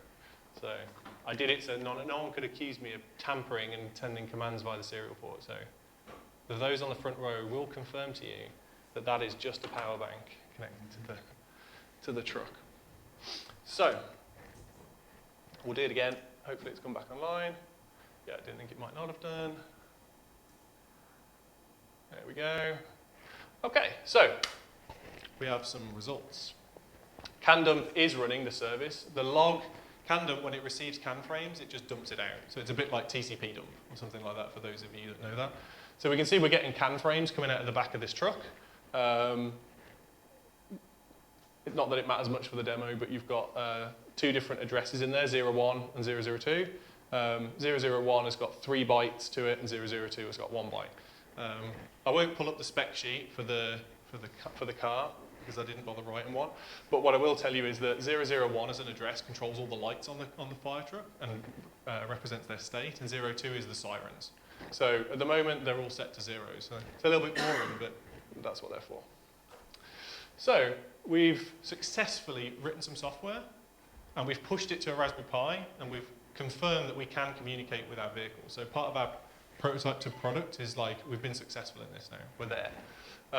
We haven't fulfilled the requirement of having a web interface for it though. So I think that's what we've got to tackle next, is actually getting some software that can communicate with this and move it forward. So I'm going to drop back out of that. I'm going to check out stage 3 and take a quick look in this directory. So we've still got CanDump, we've still got CAN in it, we've got a Docker Compose, but we've got this new directory now, the Web API. I can tell you for all certainty that the first 3 bits never changed. The only thing we'll have changed is the Docker Compose, and we'll take a look at that now. For bonus points for those in the room who want to answer a question, what do you think changed in the Docker Compose file? Yeah, we had to add it somewhere, and that's where it will have gone. So, I really wanted those bonus points. Add them up, Alright, mate. you That's beat your me- job. you beat me to You've it. got to keep track of it. Yeah. Got a handshake. Yeah. The more bonus points, the longer the handshake. You can have 2 stickers as well instead of just the one. Yeah, you get to pick the stickers first, even. Not even that. So, yeah, absolutely right. The Docker Compose file. So this bit is the same as we had before. So we still need to initialize the hardware. We still want to dump the CAN frames because we're building this up and we want to make sure that it's still there. But we do also need this web API service. And interestingly enough, it's also very straightforward, the same as the CAN dump. So we're just telling it that we want it to run. The restart we don't need to define. It restarts always anyway. That's its default position. Again, we need the network mode to be host because we're talking directly to the CAN network interface, and that is a host-bound interface. If you were just doing something that didn't need you to actually directly communicate with a physical host network interface, you would drop that out there. You wouldn't need that, and it runs inside its own natted thing. So that's just very specific to what we're dealing with. It's not typical of every single thing you would need to do. The web API is, have we got any JavaScript developers in the room? Yeah? Good. This is an Express app with a socket IO front end on it. Living the dream. We've got a Docker file, so we'll take a look at that. That's probably the most relevant. Again, we've used one of our BalennaLib base images. There's a number of reasons why you would want to use our base images. Primarily, as Will said, if you look in the name, they're focused on hardware. So it doesn't use a manifest or anything like that. This will only work on an ARM v7HF. There are ways to, if you're writing an application that is going to go onto, say, Intel boards and ARM boards, they wouldn't be able to be in the same application, but you can template this so that you can say, oh, I want the architectural type to go in there, and then depending on which application you push it to, we substitute it in the cloud backend, so you get the right image for your hardware. I didn't need to in this instance, so I didn't. I didn't want to confuse it, but for anyone who is doing that, it's possible. So we set the work directory. That's kind of just like CDing. It's where you want all this stuff to go. We're copying in your package JSONs, the usual JavaScript developer-y stuff. We're installing our dependencies, and then we're actually doing another image, okay? So this is what we would term as a multi-stage build. So we're using one image to build the software and another image to run it. So the last from in the list will be the one that it spits out as its artifact from this stage. The reason for this is because, again, we talked earlier about size. Like, we don't want to be pushing loads of data over a 3G connection, for example. So the build stage is going to need things like GYP and make and all kinds of system level stuff to build the node modules, because it turns out the library we're using to talk to the CAN module is actually written in C. It's not written in JavaScript. It gets linked into JavaScript, but it's a C thing. But we don't need that when we're running it. We only just need that to build it. So what we're doing is we're taking, you can see that step here. So we copy from the builder, and that is this image as builder. So we're copying from that image into this image, and then we bring in the source code that isn't going to change because it's TypeScript. We expose port 80 because that's the one we're going to listen on. So we're telling the Balena engine that this should expect ports on port 80. And then our command is an npm start, and that will start the service. So what I'm going to do is switch back to the terminal here. Funnily enough, since we're going to be on, I think we're still in local mode, I'm just going to push it again. So those CAN init and CAN dumps, they haven't changed. So they shouldn't need to really be built. So we can see in there that the cache has all been used. Further up this list, which is why it should be sat there, we've got a blue one. I know it's not very easy to read on the wall. That's just web API, so you can see it's just coloured and label. This is pulling down the BalennaLib build image. So it's going to take some time just to pull that in, and it's going through the same step where it's going to be pull it in, build it, and then spit out an image, and then run. Okay. While this does it, does anybody have a question? Go for it. So, I think you're using command for connections nowadays. Are you? No. Not as far as I'm aware. Really? What I was wondering about was if you've got multiple different ways of connecting out from a device, so wired, wireless, cellular. Okay. Have you got a way of prioritizing between them, choosing between them? So we use Network Manager. I believe the Network Manager configs can contain metric on routes and things like that, so you can change it around. It's not something I've ever personally done, but I can't see why it would be an issue to do that since you can use Network Manager to do it. The other option, we have got some people who will build a service that uses dbus to talk to Network Manager. So they'll boot their sort of device up, and one of their services, a bit like my init service, they'll have it run commands against the host's Network Manager, and so they can configure stuff from there. We've got people doing some really funky things with things like that. It can cause a nightmare to support, but yeah, you can get quite clever with it. But for your specific case there about prioritizing on interfaces, I don't imagine it would be an issue. I've never done it, so I can't say concretely yes, but I can't really see why it should be a problem. One to try, I suppose. On the resident use partition, Yeah. you can change things like the splash image and Yeah. things like that. And there's loads of other things you can change with the network configuration and stuff. Yeah, the system connections. Yeah, that's where you... Yeah, and system connections which has network manager in it and that sort of stuff as well. But my question is, how can I update that sort of thing over the air? But because you kind of need to take that out and manually modify those things. That Okay. depends on which thing. Some of the things there's a configuration option for on the dashboard, and that will actually go back into your config file. Some things like your system connections, I think you're stuck with just taking the SD card out again. Nope. No? Nope. Rich is So, saying Rich. system connections, you can, so if you, we will do this because part of what we want to do is configure the 3G modem, and so that will need a system connections file. You can do it to the image directly, you don't need to sort of, because like, let's say with a fin, you can't take anything out, right? So you've got to pre-configure the image before you put it on. So if you were doing something like that, then you would pre-configure it with your system connection file. If you wanted to change one that was running, then you would need to have access to it for a start off. So if it's that, I don't know, you've shipped it and it's connected to O2 and you move into EE, then as long as it's still got a network connection, then if you drop a file into you can go in via SSH and write to the mount boot sysconnections, then next time it reboots, it'll copy anything from that directory into the, like a persistent one. Yeah? And then it will have it. Playing around and that sort of thing, everything was read-only, so I just thought it was true, but that's not Yeah. No, there is, for everything that's read-only, if it's meant to be changed, there is normally a way to change it. There's discussions internally, we have internal projects set up for this particular fact about like how we're going to pre-configure images and how we let people do it, where we let people do it. You know, we've had discussions whether we want to do it where you can like provide them at the dashboard and get it injected into the image and all kinds of stuff like that. Like we're always thinking about how can we make this better for the user? Again, with the mantra of reducing friction, like you've got some friction there. How can we make our tools make it so you don't have that friction? If you have things like that, like I'm not sure the way to do it off the top of my head right now, but we should have a way for you to feed that back to us. Even if you can go through the forums, but I think there's probably, that we should have other ways to do it more formally. There are a bunch of outstanding articles and that sort of thing, and Yeah. the resolution usually is take the SD card out, but I suspect that there's loads Yeah. of ways to do it that just aren't kind of official or easy to do. We tend to operate in a way where like we don't want to have like work having to be done more than once. So there's no point in me making a system that relies on you taking an SD card out, because what if the device doesn't have an SD card? Like I need to find a way to make it easier for you that is more ubiquitous and that we can use across. Just picking up on that point, when you were talking about the process of loading SD card, some of the devices have the eMMC, don't they? You've got like this two-phase process, which is quite interesting. So like the fin uses eMMC.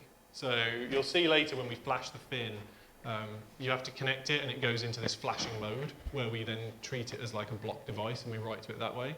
There are other devices with eMMC, but how you get to write to those, I guess, is up to that implementation. I don't know if they come with like an adapter that you can drop them in and they become like a USB device. But for me, I think, and certainly, you know, when I'm dealing with these things, I like to look at it that if I'm going to do this, I need to look at it on scale. So I'd want to pre-configure these files into the image, and I'd just have one image then that I provide as a master to the fulfillment company or the warehouse and say, you put this on my devices. Like that's how you do it en masse. So yeah. Just one more thing here. So you're saying you don't want to everywhere. I have to do that in one instance, which is where, and I don't know if this has anything to supervise version, basically, when you specify dash platform equals on /v7 in your build file, that'll make it not buildable locally, but it can be Sure. built in the cloud, so just because of the way it handles manifests. So if you're doing that in terms, so if you run OpenBelena, for example, then you don't have a cloud builder, but you can still build images for ARM on your x86 machine. So we offer the petty to emulate a build. There's a really interesting blog post from a couple of years, 3 years, something like that back now. Our CTO, Petros, is a genius man. He's only a young fella, but he's a really smart cookie, and he worked out how you can effectively run the system. Any command in the Docker file goes through Qemu, so you emulate being an ARM platform. So effectively, you can build ARM-based images on a normal desktop machine. Interestingly enough, I believe it's actually the same way that Docker did it recently. They announced that you could do this in one of their announcements. Last year, was it? Yeah, Docker for Mac doesn't it uses static combat. But they use the same mechanism. So it was interesting to see, but yeah. So you can do that. You can emulate those builds. So, for example, I could still build those for OpenBelena locally on my machine, even though I've told them that they'll be for ARM, because Docker won't care about that. It will pull in the image, and it just goes to operate on it. And it's at that point that it needs to be able to emulate. And that's what we can handle in our emulated build process. What I was trying to say, though, is that when you specify some things in the Docker file, the local builder that you're doing right now is pushed to the Raspberry Pi, the local builder is building on the Pi itself.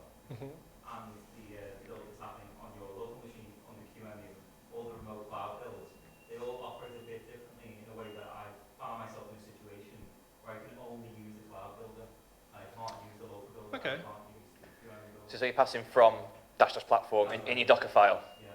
We should probably look into that, to be honest. Yeah. Reach out to me on that one, because I'd like to know the difference. You've probably found the bug, in reality there, Yeah. I think. I mean, to put it into perspective for you, like the cloud builders are ARM64 machines, so they are natively ARM, but we have to like knock them down in effect when we tell it to do a build, to say build for an ARM32. But it's still ARM. When you go and you push like an Intel NUC image to the cloud, we know it's not going to work on the ARM images, so we send it to Intel-based build platforms. The emulated builds can have trouble with things like Rust because of the LLVM and the way that it does compiling. Sometimes it relies on things that don't emulate particularly well, and that can sometimes cause a trouble. But yeah, reach out. I would say on this case, probably go to the forums and put it on there. Like, you should be able to @Rich Bayliss on there. Like, my handle's the same for everything. So if you want, just ping me into it, and then I'll make sure that everybody gets a look at what we need to do. Because that's, for us, that's an important factor. You know, do it now if you want. You'll miss this bit though, and it'll be really good. So again, while we were chatting, the software's built and is pushed. What I should be able to do is, using that same IP address. Ooh. If anyone else can remember the IP address, you can do it before him if you want now. Yeah, you can actually, because I can't remember it. I really should. 10.1. 10.0, mate. 10.0, 3681. I think. Yeah. If you believe in the scan, you'll find more than just that device on the network. That's, You say that. We sat there for an hour trying to get Belena scan to work before we did this, and that's why we're typing IP addresses now. So I didn't Belena scan. Oh, all right. So someone found it. So if anybody wants to know how the Node JS code works underneath this, then I can show you if you want. It's probably be a bit boring for the rest of everybody else, but essentially what we have is a front end and a back end. Whenever the back end sees one of those CAN messages, it knows how to understand the byte patterns that are in there. If it sees that the state has changed on the vehicle, it transmits it to the front end. The front end represents it in those series of radio buttons. And conversely, if I change a radio button, then it changes the state on the web server, and it then sees that they're different and sends a CAN update message to the truck. Okay? So as per our brief, we have a web application that we can now control the vehicle. So for those who can't see, I'm not sure who's doing it, but someone's doing it. There you go. So the lights are on. Actually, whoever's doing it, can you like tell me what you're changing, and then people can at least see. So someone put the hazards on.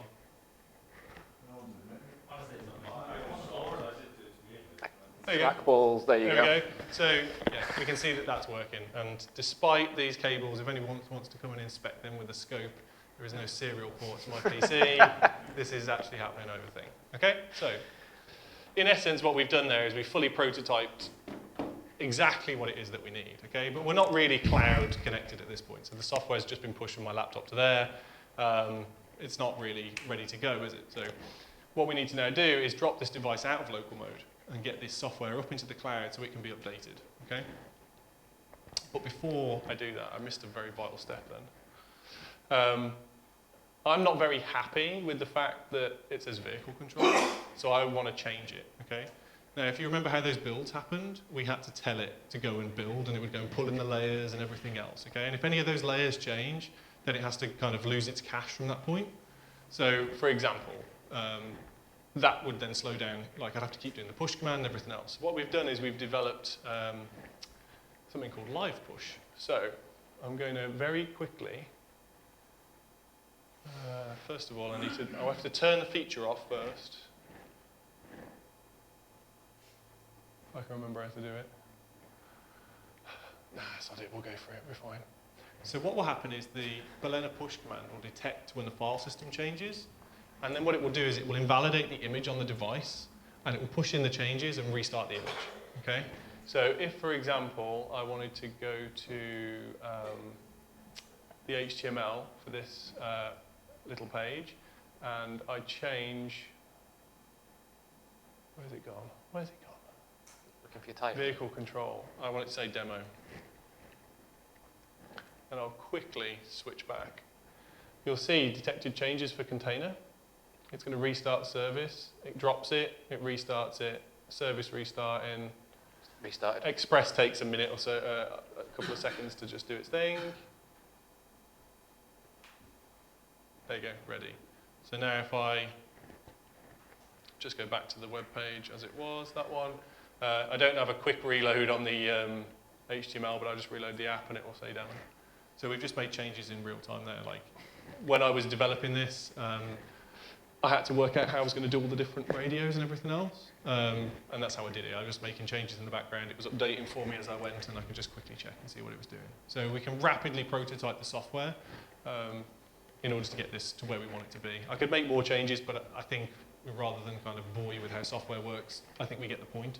As a developer, that's really good for me, because it means I can get stuff out faster. I can see those changes. We actually build the Balena backend components Yes. using a copy of Balena, running on Balena, using live push to update it. It's still turtles all the way down. So Balena Cloud is obviously an x86 targeted software stack, but it also runs as a Docker stack. And so what we do is we have a little Intel NUC as our development box. We have that running a Balena OS application attached to a cloud entity. We have them in local mode. We pull down our software stack from our Git repo, and we Balena push to our NUC, which is how we run all of our Balena Cloud stack when we're developing Balena Cloud. So we develop Balena on Balena. I was talking about this earlier with someone about they run a lot of their back-end stuff in like Ubuntu with Docker on it, and I was saying, why not run Balena OS and run your stuff on that? And it's a bit of a mind, but yeah, you can. That's how we do it. The ultimate dog food. So what I'm going to do now is I'm going to drop this device. Oh, not that way. Where's it gone? Too many windows. It's that one. Okay. So what I'm going to do now is I'm going to put this device back into sort of managed mode. Okay. So it's going to stop running the software. Okay. Essentially, it's going to forget about all that work that we just did, and it's going back into unmanaged by the cloud. What software should I be running? None, because we haven't pushed any. So I think we should, so we can see there it's applying the configuration to drop it into local mode. What I'm going to do now is I'm going to push it to vehicle demo. Might be called vehicle control. Oh, it was. There we go. As you can see, we don't let you push to other people's applications that might be called something similar to yours. Yeah, it was vehicle control.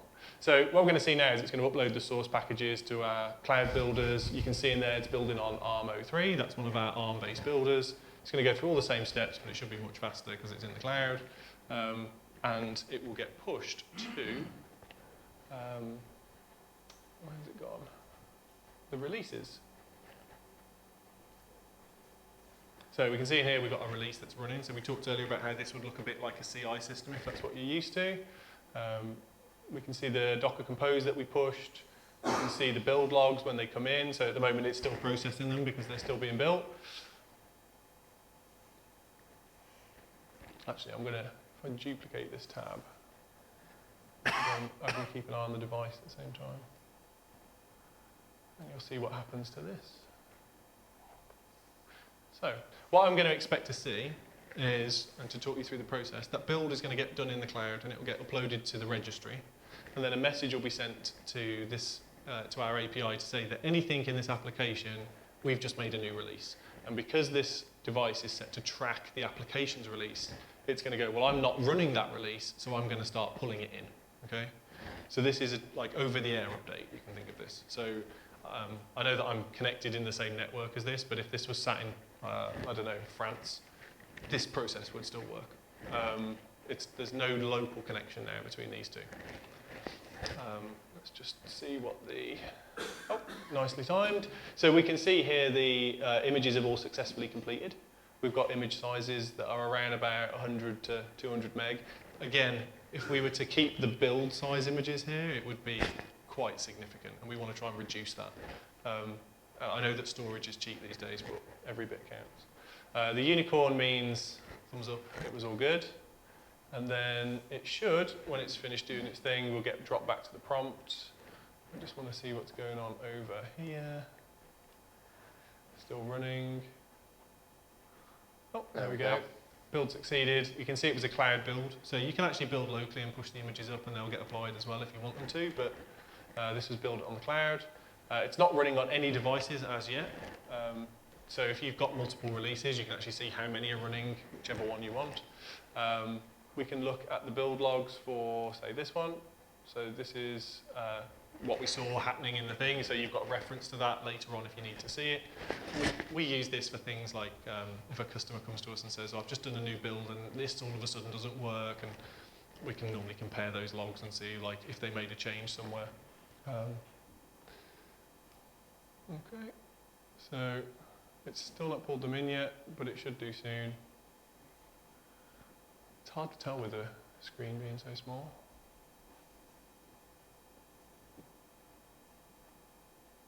Is there any questions at this point while we just wait for it to do its thing? I've typed you in an issue on GitHub. Lovely. PR's welcome. And standard response. You get another type of animal that doesn't work. Huh? You got a unicorn, does it work? What do you get? You just don't get anything, yeah, you just get an error message. Sometimes you get like, there is like a festive one, so you get the different one at Christmas and a different, yeah. October, I think Halloween as well was... So we can see on here that the device has got a target release.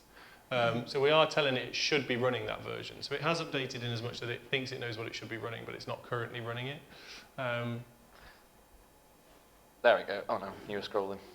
No, this is when it dropped out. It's normally much faster than this, promise. Yeah, it is normally much faster than this. I feel a bit embarrassed that it's not doing it. I think it is probably a combination of the fact that we dropped out of local mode and then did it straight away, but that's unusual. Is it development energy? I would say we should just use newer software because we're on 238, but... I've got another question. Go for it. Yeah, keep them coming. The Lena Fin, it says 8 gigabytes on the back. Is that RAM or is that... That's storage. We do 8, 16 and 32? Yeah, it's the onboard eMMC. So with the Fin, it uses the compute module, and it comes in a light variant, which has got no eMMC. So that makes the compute module cheaper to buy, and then the eMMC is on the Fin. So it's an 8 gig version of eMMC on the Fin. Has it got mini PCI Express as well? It has. The lanes that are exposed on it, although it's a mini PCI Express connector, there's no PCI bus on it. It's USB and the ones that you need for a modem to do the SIM. So yeah, if in doubt, reboot the device. So yeah, in effect, we've got to wait for that to reboot and do its thing. So the Pi 4 has the ability to use the PCI Express runs on it. Is there a Lena Fin with the... There isn't a compute module for the Pi 4. Oh, I was just wondering if like that... So yeah, I mean, if they make a compute module for the Pi 4, then I imagine that's something we would look to factor into it. I think I can't speak for the Raspberry Pi Foundation. The whole target with the compute module was for like industrial future proofing. So you would have one format. So if you look at the first editions of the compute module, they haven't really changed pinout wise as they've gone along, because they want you to be able to replace them in. I think if they were going to start exposing the PCI bus on that connector, I don't know if they've got enough pins left on it, I'm not sure, but they would have to keep it pin compatible, or they would certainly want to, I would imagine. So whether you'd be able to make a fin, you know, V3 that came with, you know, those on there, can't say. But I imagine, you know, we would look to do whatever the market wanted us to do. I'll let someone else answer that question. So the fin is a kind of a way for Raspberry Pi users to transition to industrial. Yeah. Are there plans for other custom versions of the fin? So you mean like a custom hardware BOM on a fin? I don't want to get the answer wrong. I believe the answer to that is yes. So you can order like a stripped down fin. I don't think it's the kind of thing you can just go on the website and say, I'll have one of those, please. But yeah, I mean, certainly if you wanted to order some that were customized, then of course, yeah. I'm trying to think, like there's an example because if you look on the fin, there's an RGB LED and things like that. Now you might not want that. And if you're ordering 100,000 of them and they cost 10p, then that's a significant cost. If you can remove them, then it could be there. The same with like the display head connectors and all that kind of stuff. If you're just not using it, you might want to drop it off. Then yeah, I believe we do. There's certainly an opportunity to discuss that. That's about as much as I know about it, so I can't really say more. But yeah, if that was something you wanted to do, then definitely get in touch.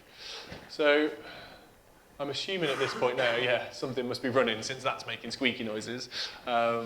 So we can see that the dashboard slightly changed now. So we have a current release. We can see that it's running the software that we pushed. We already knew it was going to work because we tested it, so that was nice. And the messages are now logged to the cloud. So before they were coming back to my command prompt, which is where I'd pushed from, whereas now I could see this in real time anywhere. So if I pick this setup now, say, right, here we go, take your Raspberry Pi off to where this is in Gloucester, plug it into the fire engine with all the lights on it, then it would just start popped up on here and it would work. Okay? Assuming they'd connected it to an Ethernet connector, so we should get round to solving that. So I'm going to jump back to my code. So is everybody happy with what we've just done? Does everybody understand the difference between that local development and what we are now at, which is where this device is cloud managed and is running that software from the cloud? So it's pulled in its images from the cloud and it's running them from there. So there's no direct link between my machine. So, okay, I better it'll moan if I don't do that, I'm sure. So git checkout. Stage 4. Spelled that wrong, mate. Spelled that wrong? So good. Cellular. Right. So we're kind of there now. Last thing we want to do is get this thing working on a cellular connection before we then transport the whole thing over to a fin. So in order to do that, what I'm going to need to do is, again, find the right window, because it's never easy, is it? That one.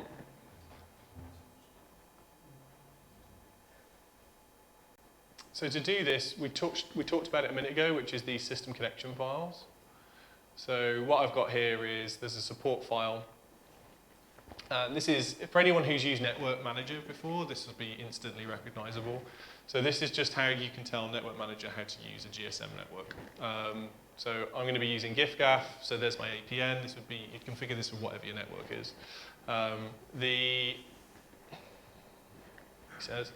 3G modem is just a Huawei, so you can go and buy these off the shelf, they're dirt cheap. Again, keeping that development cost low, but at the same time, it's something we could take to production. You know, if you get a Huawei, you can order 10,000 of these without any issues. You can even get the same chipset and everything else in a mini PCI, which is what you probably would do if you were going on the fin, drop it in the bottom, even better. So what we need to do is we need to get this connection file into the image, yeah, that we made, that we pulled down, because there's no way I want to be pulling an SD card out of this when it's a fin, so I might as well use the tools that we have available right now. So what I'm going to do is I'm going to flick, leave it where it is. I'm going to open. Now, I'd like to say that I'm such a Linux super guru that I could do this with the terminal prompt, but you know what? It's late at night. So this is the image that we pulled, and it's zipped up, okay? So I'm just going to extract it onto here because in order to work with the image, you need it as an image. So the CLI tools can only work with the image. What we're going to do is we're going to use the same Balena CLI command that we use to push, so it's like one tool that you're using all the time. We're going to use that tool, we're going to configure this image to, we're going to keep it pointing to the same application. We're not going to put Wi-Fi into it, but I am going to add that system connection file into the image and then I'm going to burn that image to the SD card, okay? I'm not going to do, as we talked earlier about, burn the image and then remount it and then copy a file in, because that's not repeatable in a warehouse factory scenario. So I've got the image there, which is Balena Cloud, blah, blah, blah, blah, blah, blah, blah, as it was. Don't need to worry about that. So we'll keep it in here. We'll just check that we do have the support files, GIFGAF. We do, this is good. So I'm going to run Balena OS configure. It should let me do that, it does. So our help system on the CLI is actually pretty good. So if ever you want to know how to do something, just like we offer the -- help, and there's also a verbose and everything else to really kind of give you stuff. The docs online are also pretty comprehensive for it, so you should be okay. So this command allows us to pass an image that we want. We can specify, you can actually specify the device that it should become when it goes online. We're not going to do that. We're just going to configure it to point to our application, and we're going to pass in configure this one here, the system connection file. Okay, I'm not going to configure it for Wi-Fi. I'm not going to do any other stuff with it. I just want to simply put that file in the image. So I want to take the downloads Balena Cloud Control image. So that's my image file. It's -- app.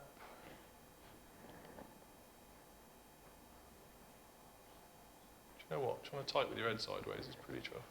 Vehicle control.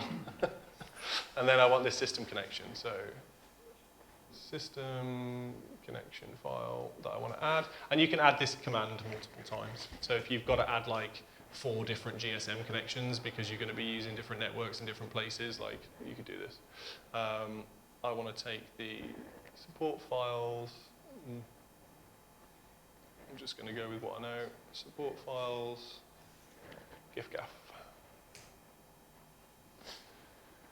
So we just leave it as Ethernet, which is, we're actually talking about how we're going to revise some of this, these stages.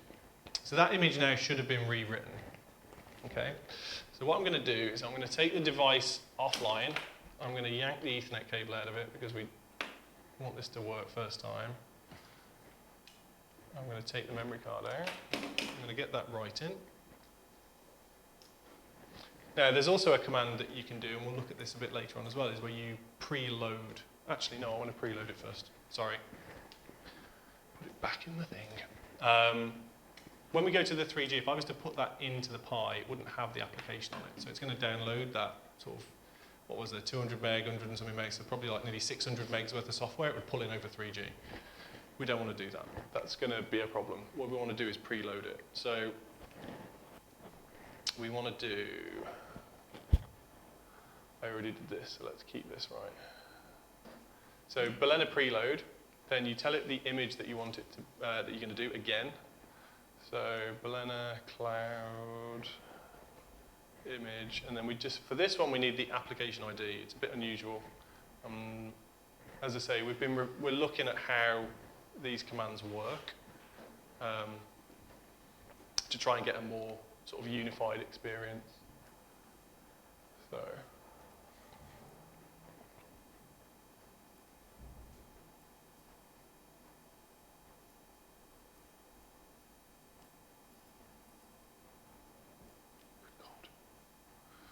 right, copy and paste. So what this is going to do, it's going to pull in those images and it's going to inject them into the image. So it's going to pull in the service images that we built for our CanInit, CanDump, Web API, and it's going to put them into the OS image, okay? So it does all this with a Docker container in the back end. So a lot, again, you'll notice a theme. A lot of the stuff we do is based around Docker for the consistency factors. Fun fact, this doesn't work if you're using a Mac. So if anyone's got a Mac and they try and do it, you can thank Docker for Mac for this. They removed auth support, so we're working on a way to rectify whether we find a way around that limitation. So So is Balena Preload running a Docker container on your machine at the moment? Yeah. Yeah. Oh, so you have to have Docker installed to do this? Yeah. So you get to choose the release. You can pass it as an argument, but it's easier not to. So we've only got one, funnily enough. So we'll tell it to take the current release. You can actually pick one and pin it. So if you were doing, I don't know, let's say you've got a particular product and you wanted them to all go out the door with one particular release, and then you would choose in the future to upgrade people, for example, then you can do that and you'd pin it to that one. So no matter what happened, it would come online, it wouldn't try and pull in an update. It would just stay on the current one. And which is what I'm telling mine to pull the current one every time. So it'll come online, it'll have the current image now, but when it comes online, it will then receive updates straight away. I've not pinned it, which is fine. I don't need to pin it. Okay, so that image is done. So I need that. The image should be prepared and ready now, so I can drop that into my memory card. I should be able to go back to there. Yeah, that's what I want.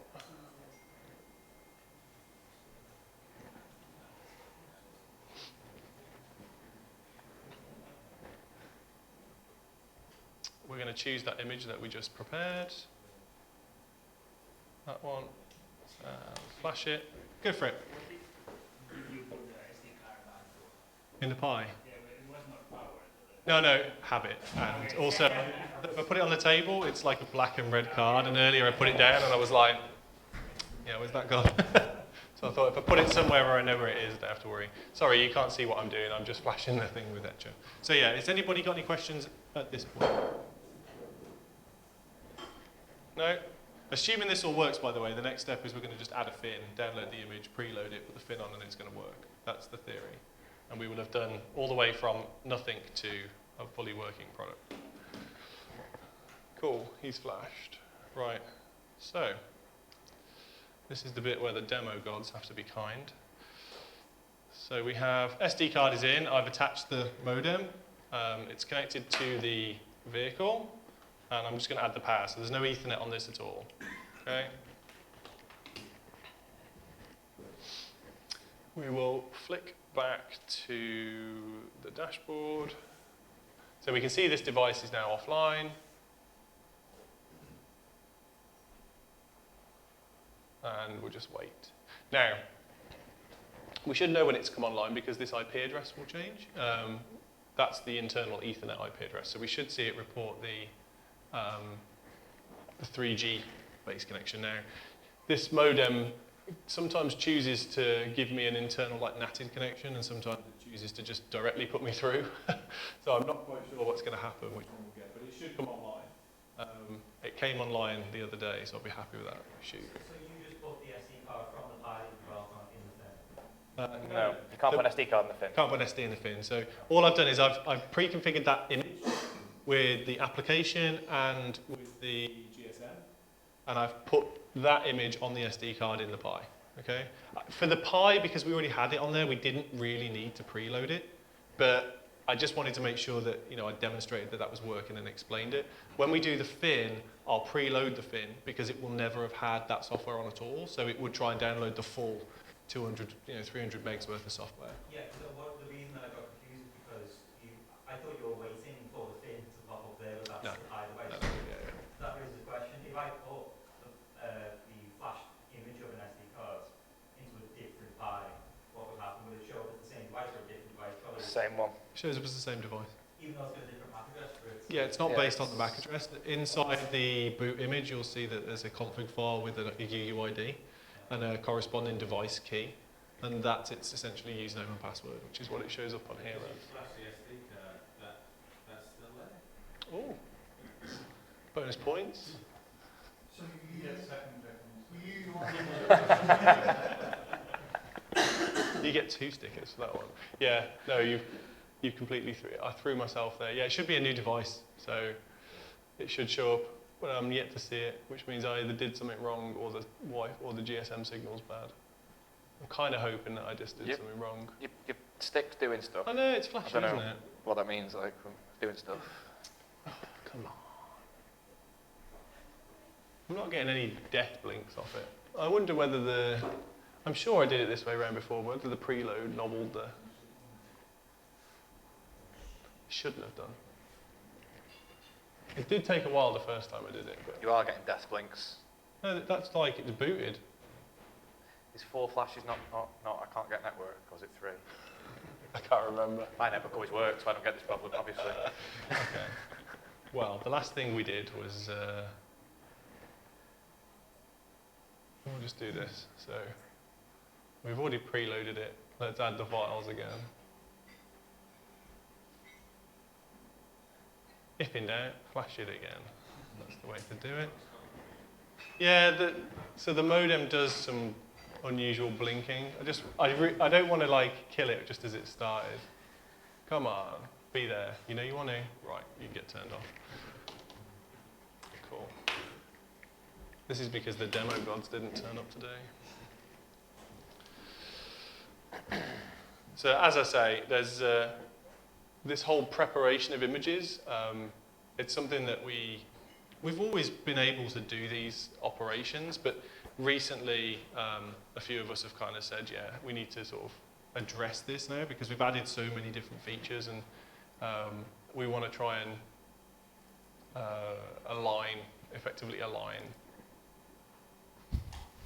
like how you do it, which way to do it. You know, in reality, is preloading the application any different from adding a connection? As far as a user's concerned, it's kind of the same operation. So at the moment, having this two-stage operation can be perhaps confusing. So yeah, we want to try and address that if we can. One thing I wanted to ask before before the presentation was, if I want to give a device to a customer, I don't want the ability to snoop around on their network. But I'm given that ability on it, and that's kind of the intent of the isn't it? So I'm able to do that sort of thing. Yeah, I mean, you know, Our intent isn't to snoop on people's networks, just to clarify. I think you've got to take a page out of Uncle Ben's book there and think that, you know, with great power comes great responsibility, and that one is on you. Yeah, I know what you mean. Unfortunately, there is kind of not really a way around that. You know, if you're going to put a managed device in someone else's network, then inherently it's going to need access like to that network in order to get to you. So there's almost an implied ability to access it. There's an exercise left for the local network admin. I think it's not. Yeah, I it's mean not really they our could fault, always segment you. If you and don't trust firewall our you. device, put it in isolated VLAN. You get lots of options for it, but they're not really our options to make. That's Well, you have your option to grant access to the device. You can access that device anyway. Is that correct? like a handful of people at the company have that. You know, there's the super admins that we need through necessity of, you know, the ability to fix when things really break. But most staff that can't just go in and unless you explicitly say grant support, they can't do anything. They can't see it. Effectively, it doesn't exist to them. Yeah. No, I think it can be frustrating sometimes because a customer will say to you, like, I've given you support access to this device, and there's a fixed window on how often, like how long they'll give you support for. And so sometimes you'll go in and you'll start doing an investigation. And for whatever reason, it might take longer than that window. And you have to keep going back and asking for like more support time. And so yeah, there is an ability there to have like an admin level access, but it's granted at the sort of behest of very senior people in the company, and if you haven't got an absolute solid reason why you would want to do that, then it's just not given. So if that was a concern, then like realistically it shouldn't be a concern, because it's the kind of thing where, you know, we're going to be pushing bits into your device at an automated level anyway, so you've got to have a certain level of trust with us, and as a company we would like to think that we would be trusted enough as it is. So certainly it's not the case that, you know, any old Tom, Dick or Harry in the company can just grab and get onto someone's device at all. We take that whole position very seriously. It's you know, it was a long time ago. That was effectively how we as a matter of support, we got into devices. So you fast forward, I don't know, 2.5 years to today, and that's now a situation where I say 4 people or something at the company can probably do it. So we're going in the right direction, and eventually we'd like to end up in somewhere a bit more trustless, you know, where you can just drop this device in, and even if everyone in the company, you know, even if everyone in the company could do whatever to it, we couldn't, because it's, you know, you can guarantee we're locked out, but you don't have to trust us. So that's the direction we'd like to go in, but it's not the easiest path, so we're getting there slowly but surely. Okay, so it still didn't work, and I can't for the life of me work out why it's not worked. So I'm chucking the Ethernet cable into it because I want to know. It should have worked. While it's going to do its thing, whatever it is, it'll either pop up or it won't. What I'm going to do now is I'm going to prepare for the fin. So we're going to assume that it worked. Okay. I'm going to assume that it worked because it worked the other day on my desk at home, so I'm a bit miffed. What I'm going to do is I'm going to add the fin. So the fin's on obviously the compatible list as we've discussed. I want a production image. Do I want a production image? It's not going to help you if it's not production this late stage. I'm just thinking I won't be able to jump on and see why if it didn't work, but just to loop back to the start briefly, 2.38 is the latest fin image OS we've got out, which is why we went back to 2.38. I wanted them to be Pi the same 3 earlier. So yeah, we'll download that, and it's going to be the same process. The images are in the same format, work in the same way. Again, you can see it's all named the same apart from the fin, so we'll just download it.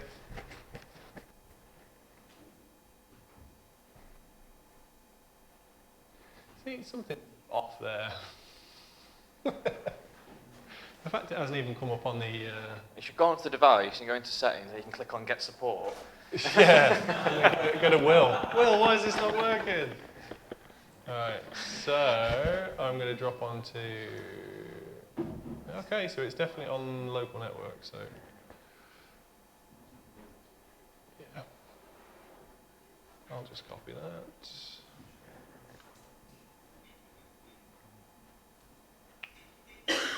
So, because it's a development device, I can just jump onto SSH, just so you know. You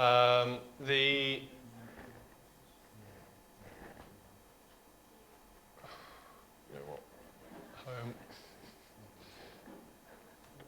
Yeah, so the file did get put in, so I can only assume this has come down to, like physically, there's just no signal or something on the network. Yeah. Definitely blame external third parties for this one. I mean, it says it's connected, but, well, maybe I didn't pay the bill. I mean, I would be amazed if that was the case because I know for a fact that it's got data, so I don't know why, but yeah, it should have worked. You get to see some live support here, so this is what we would do if...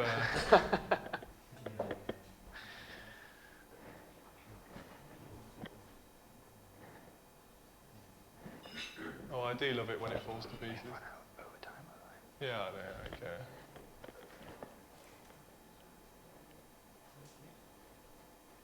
Looks like you're hitting a captive portal or something with those TLS connections, maybe. Cert not valid. Cert not yet valid. Yeah. It's either Times or a it's the time. It's the time.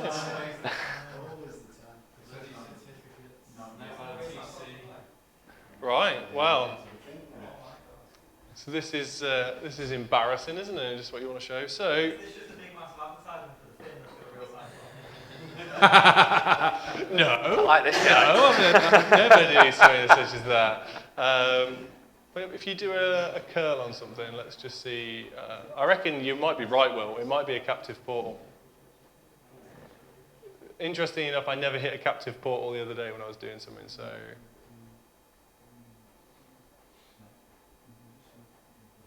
That is the one that should. Yeah, do a HTTP curl and see if it redirects it instead. No, yeah, but I want to see the certificate. Well, where's the one where it shows you?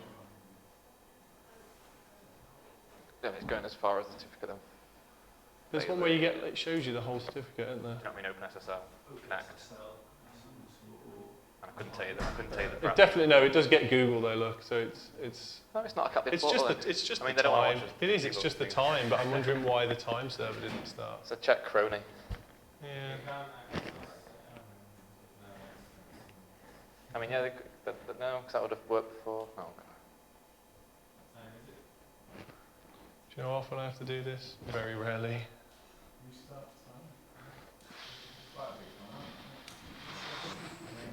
Anyway, I think what probably will have happened is that it's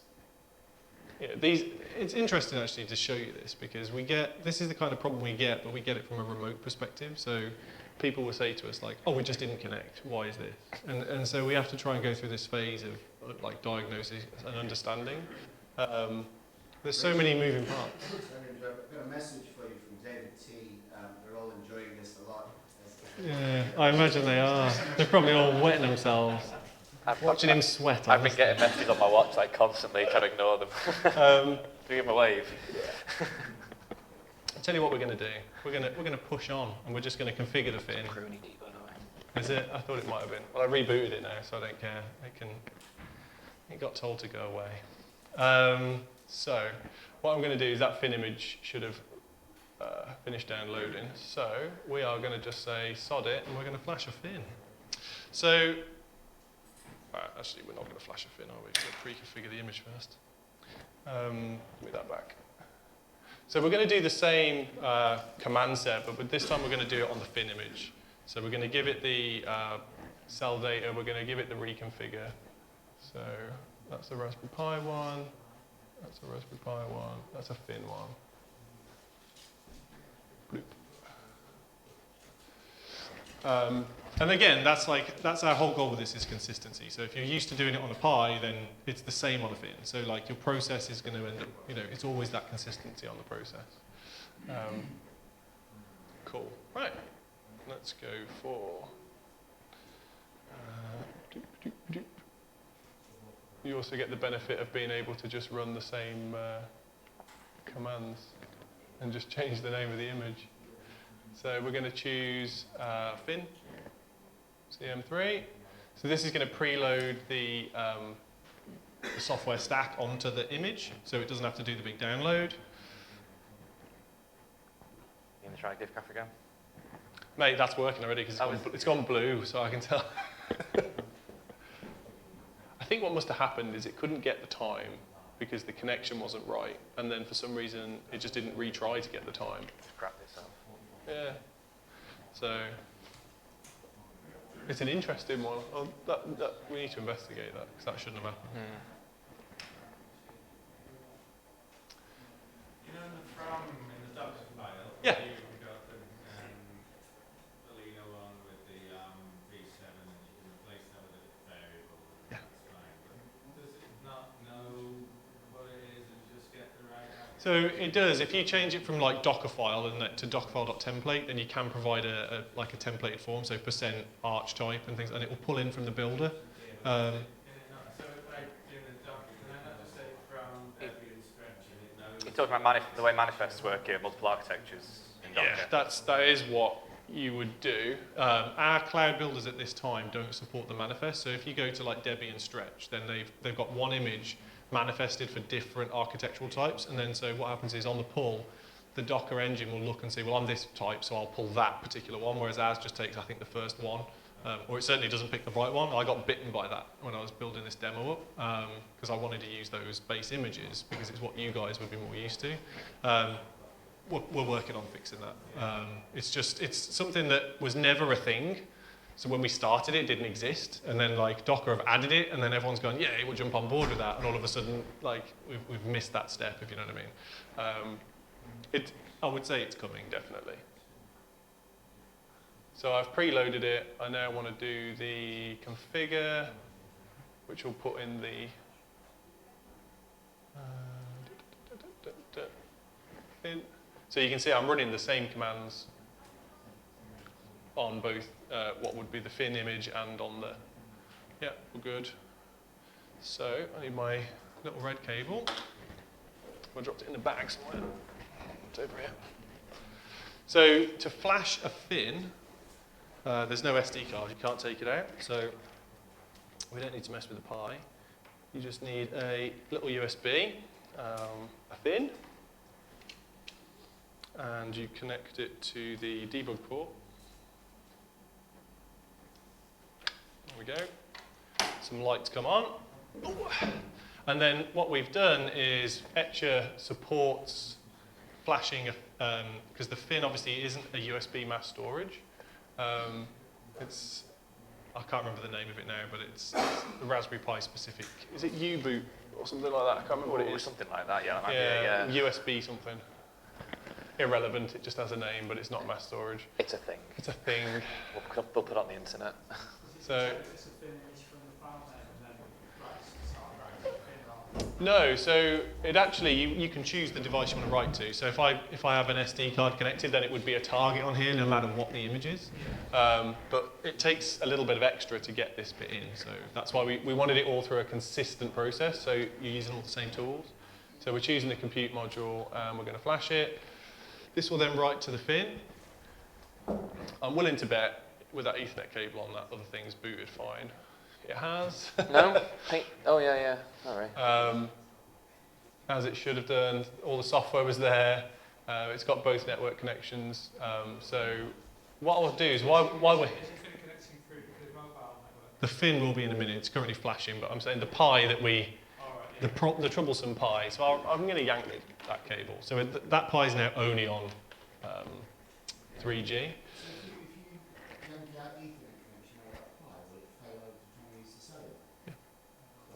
How is it seeing the fin on the web interface now? It's not yet. The fin's still flashing. So this is the Pi that when we reflashed the image and put it on there, it should have shown up, but it didn't. Yeah. So it is now because we rebooted it, so it's had a chance to get it. I think there's I don't know why it didn't pull the time down. So anyway, that should be as it is. We can enable the public device URL, so that this is now, or should be now, if it's working. Totally playing with fire It there. won't, I know, totally playing with fire, because I yanked the Ethernet cable. I reckon it won't have switched over yet. There's no way is it reconnected yet. Not yet, but it will. It will. Well, it was blue before, and now it's becoming green, so it could be anything.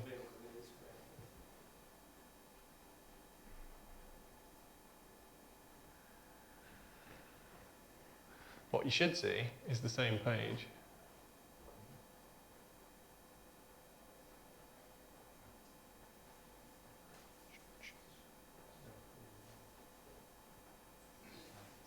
Yeah, it hasn't updated itself.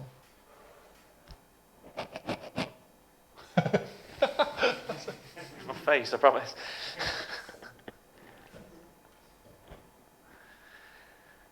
Yeah, it's definitely lost the network connection. That is weird that it's done that. Let's see, I want to see what the fin's up to.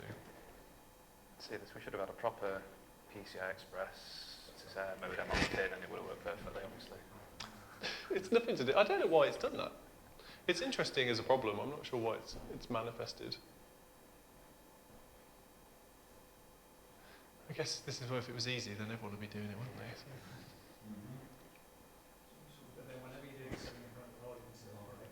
Yeah, I had a friend when I was at uni who used to say that computers are like children. They'll do anything when you're like alone with them on their own. If you ask them to do this, run this program, do that, they'll do it. Then you say to your mate, come and look at this, and then just doesn't do it. Yeah, it's like, yeah, I figured it went offline in the end. It definitely doesn't seem to... I wonder if the connectivity is slow on the modem, like if it's maybe only GSM, and so it takes too long to get it, and then the time doesn't update for some reason, and then it can't do its TLS, because its time would be right now. Mm. So, and I'm sure like the green flashy thing is like, it shouldn't be green, it should be blue. So, I think green is like not ready yet or something. So, let's see. Okay, fin's done. So the fin flash is the same as the Pi, but it's just straight to it. What I'm going to do is, we're going for this all the way.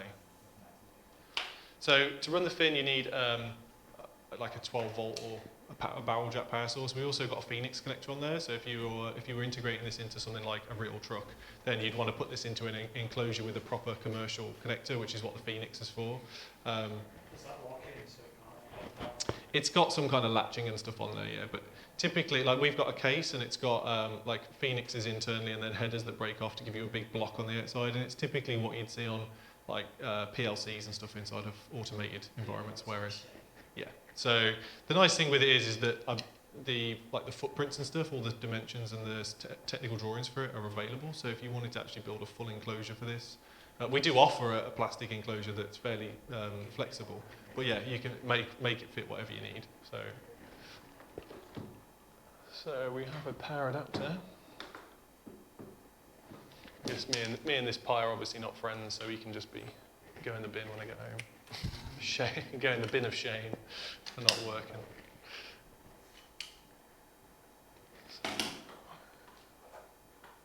No, I'm going to just leave that unplugged for now. I might have to run to the window with it. So again, we're leveraging the fact that the hardware is compatible, so we can just take our existing hat that worked before, we can drop it on. This supports PoE, by the way. I haven't mentioned that to anybody. I don't know if anyone saw that on the one I passed around. So if you've got like the original Pi PoE hat, straight on. It's great for stuff like that.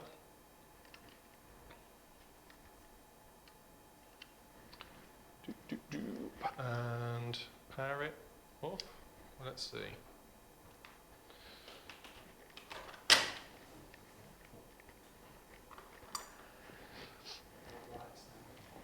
It's nice to have a bit of lights. It's just what we need.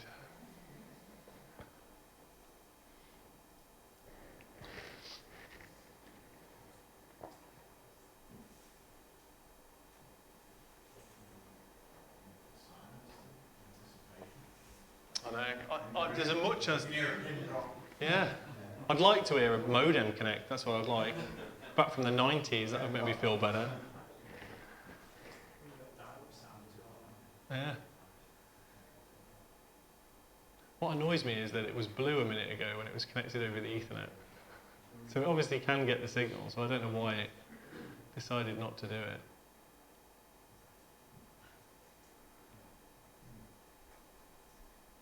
If this doesn't work, I'm just going to shove the Ethernet cable in it, and at least you'll be able to...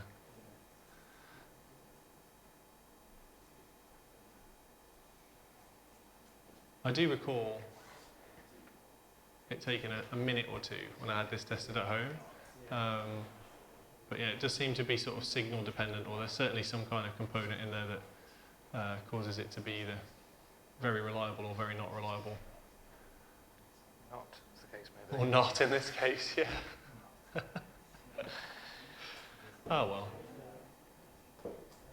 You wait, I'll get home, I'll connect it, it'll just go blue, straight on, happy days. Oh. Oh. A blue light. A solid blue light. Come on, 3 for 3. Show up on the dashboard.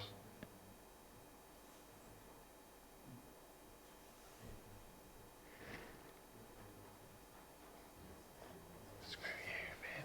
Screw you. Come on.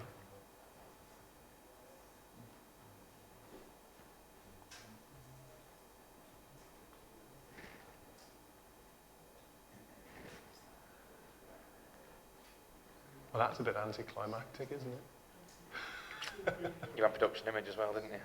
Huh? Did you go production image?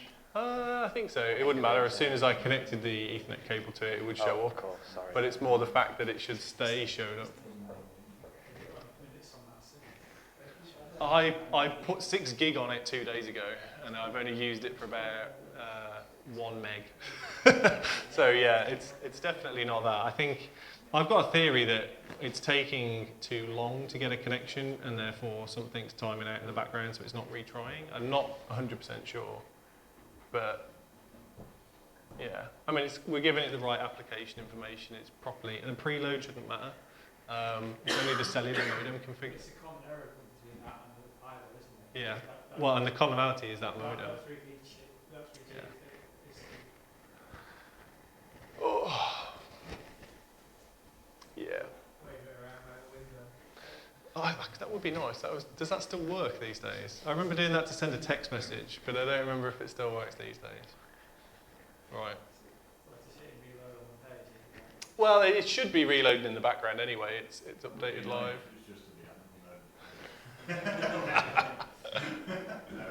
It's not that one. We've had some success though, because Neil here is deployed through applications to his pies at home. Okay. Oh, fantastic. We should have got you up front then. Still better than us.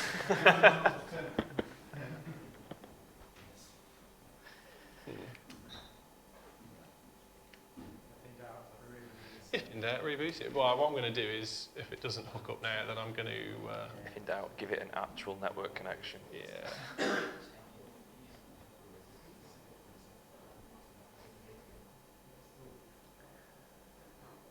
We seem to be at the stage where everyone's throwing the questions out as they get them now, but anyone sitting on a question they need answering?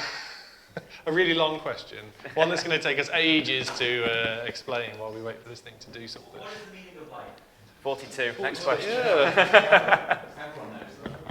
Is there a way, like with your VPN stuff, that there's a VPN. The VPN, yeah.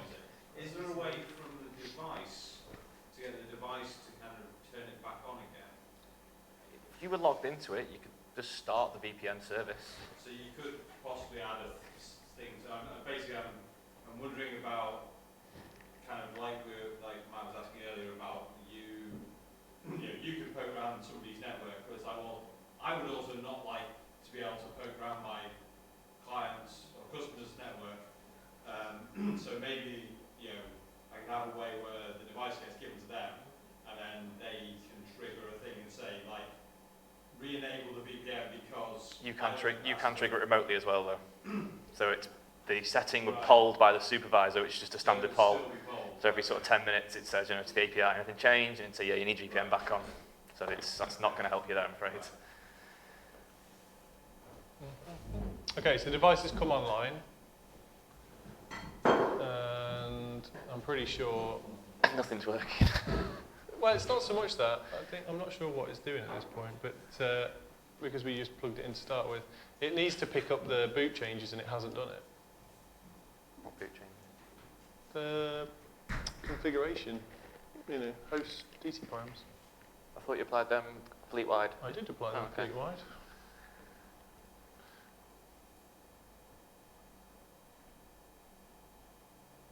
See? So it's not that anyway, but yeah, it's done its thing. Oh, I knew the wheels would come off the wagon at some point. Never goes the way you want. We were doing quite well, I think. Yeah, it was all going well until we actually asked it to do something. So yeah, I know that every person in this situation would say the same thing, but this is very atypical. It does not do this at all. It just seems to want to have a little play up. If you've got two of them, I can take it. They've got hooked up to the remote, because I can take it down there and see if it gets a better signal. Well, I've plugged it in over the Ethernet now, you see. So, and it's still taken a while to update, so I'm not really sure what's going on with that, because that shouldn't do that.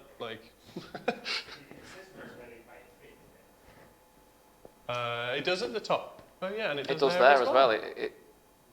Hang on, what? Go back to your device list. Have you got 3 Pis in the app now? Pulled a fin. Didn't flash the wrong image.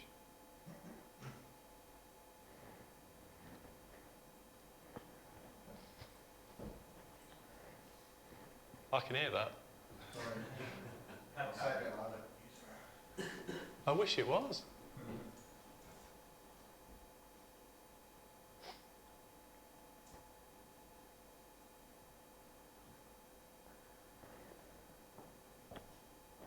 Can you connect to it? No. Oh, you might be able to.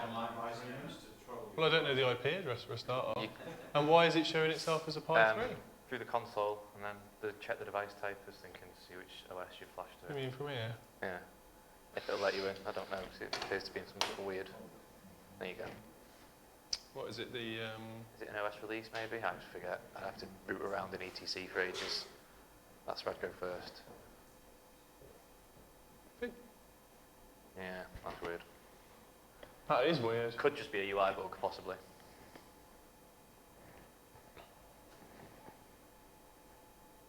Well, apologies, because that is really took the shine off the end.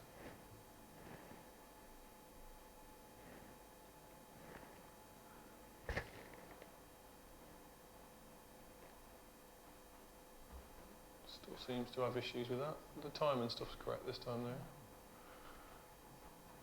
That looks more like it can't talk that through looks the... like DNS is being overridden, doesn't it? Yeah, so that's the US, that's the stick telling it what to do. That's sending you to a captive portal again, I reckon.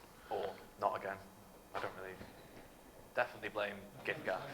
It's definitely the USB stick, isn't it? And then presumably that dodgy Problem DNS solved. response has been cached and that they won't come back. Yeah. Well. Come on. No, it was actually connected over that.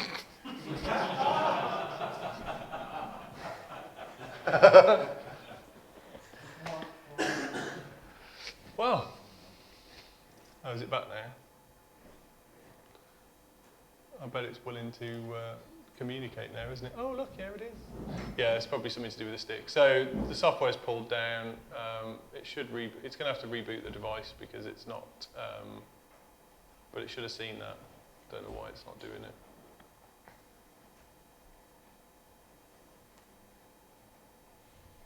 Christ, that's a small text box. So these are the logs. So you can see it's having errors running the stuff, and that's because due to the way it booted up badly because of that 3G modem, it's not pulled the device configuration. So I think what I'm going to do is just reboot it now. There. And then the idea was we'd have a nicely disconnected product ready to go, but since it doesn't want to work because of the 3G modem, I guess we'll have to wrap it up at that. Thank you for paying attention. Sorry that we ran over by about half an hour. I think we're about an hour longer than we thought we would be. Yeah, I'll try and work out why that didn't work. Thank you. Thanks very much.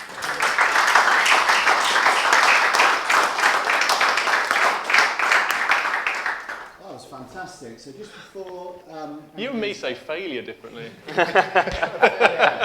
I did say before, we had some chats beforehand, and they said, is the Wi-Fi okay? So we've got fantastic Wi-Fi here, you know, we're all geeks around here. He said, is the Ethernet okay? I said, we've got some of the best Ethernet in Liverpool. We've got better broadband downstairs, piping in Ethernet. We've got better Ethernet than anywhere. Cellular, I apologise for the cellular. No. It's out of my control. If I could have done it, I'd blame GIFGAF, quite frankly. If there's anything we could have done, cellular is obviously not good up north. I thought you'd have a femto selling for us. Yeah. But just to say thank you all for coming. Thank you everybody for listening in to this live stream on YouTube, on the Does Liverpool channel. Our Master at Arms here, Method Dan, will be editing this down and posting in the near future, as is his wont. Here at Does Liverpool in the Fabric District and the Knowledge Quarter of Liverpool, or our co-location workspace and a hack space. Come and see us. Every Thursday night is Maker Night, open to all. Every second Tuesday, I think it is, Adrian, isn't it, of the month is Maker Day. On a Saturday, it's second Tuesday. It's late, it's been a long night. Every second Tuesday. Every second Saturday, all day long, it's Maker Day. Again, open, come and see us, come and join us.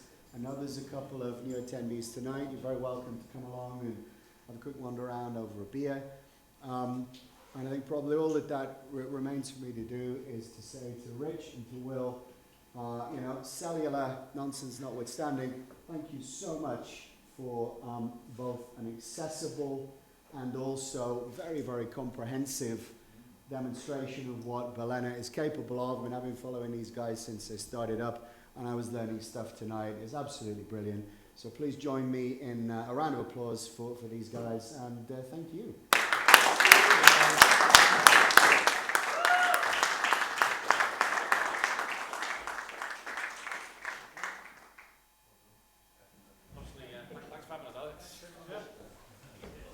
Just to say, if anybody wants to get back to us on anything or just have a private dialogue or anything else, I'm on GitHub, Rich Bayliss, should be straight in fine, or rich@balena.io. If you either of those channels or jump on our forums, you'll see me on there all the time. So yeah, any questions or anything else, just ask it. Also, as a company, we really drive ourselves on feedback. It's like core to all of our processes. So if there's anything you want to feed back to us, good, bad, it doesn't matter. It's all a learning exercise. As much as this is a failure, there's plenty for me to learn from this. Just either directly to me or through forums, whatever you're most comfortable with. But yeah, it's been great, guys.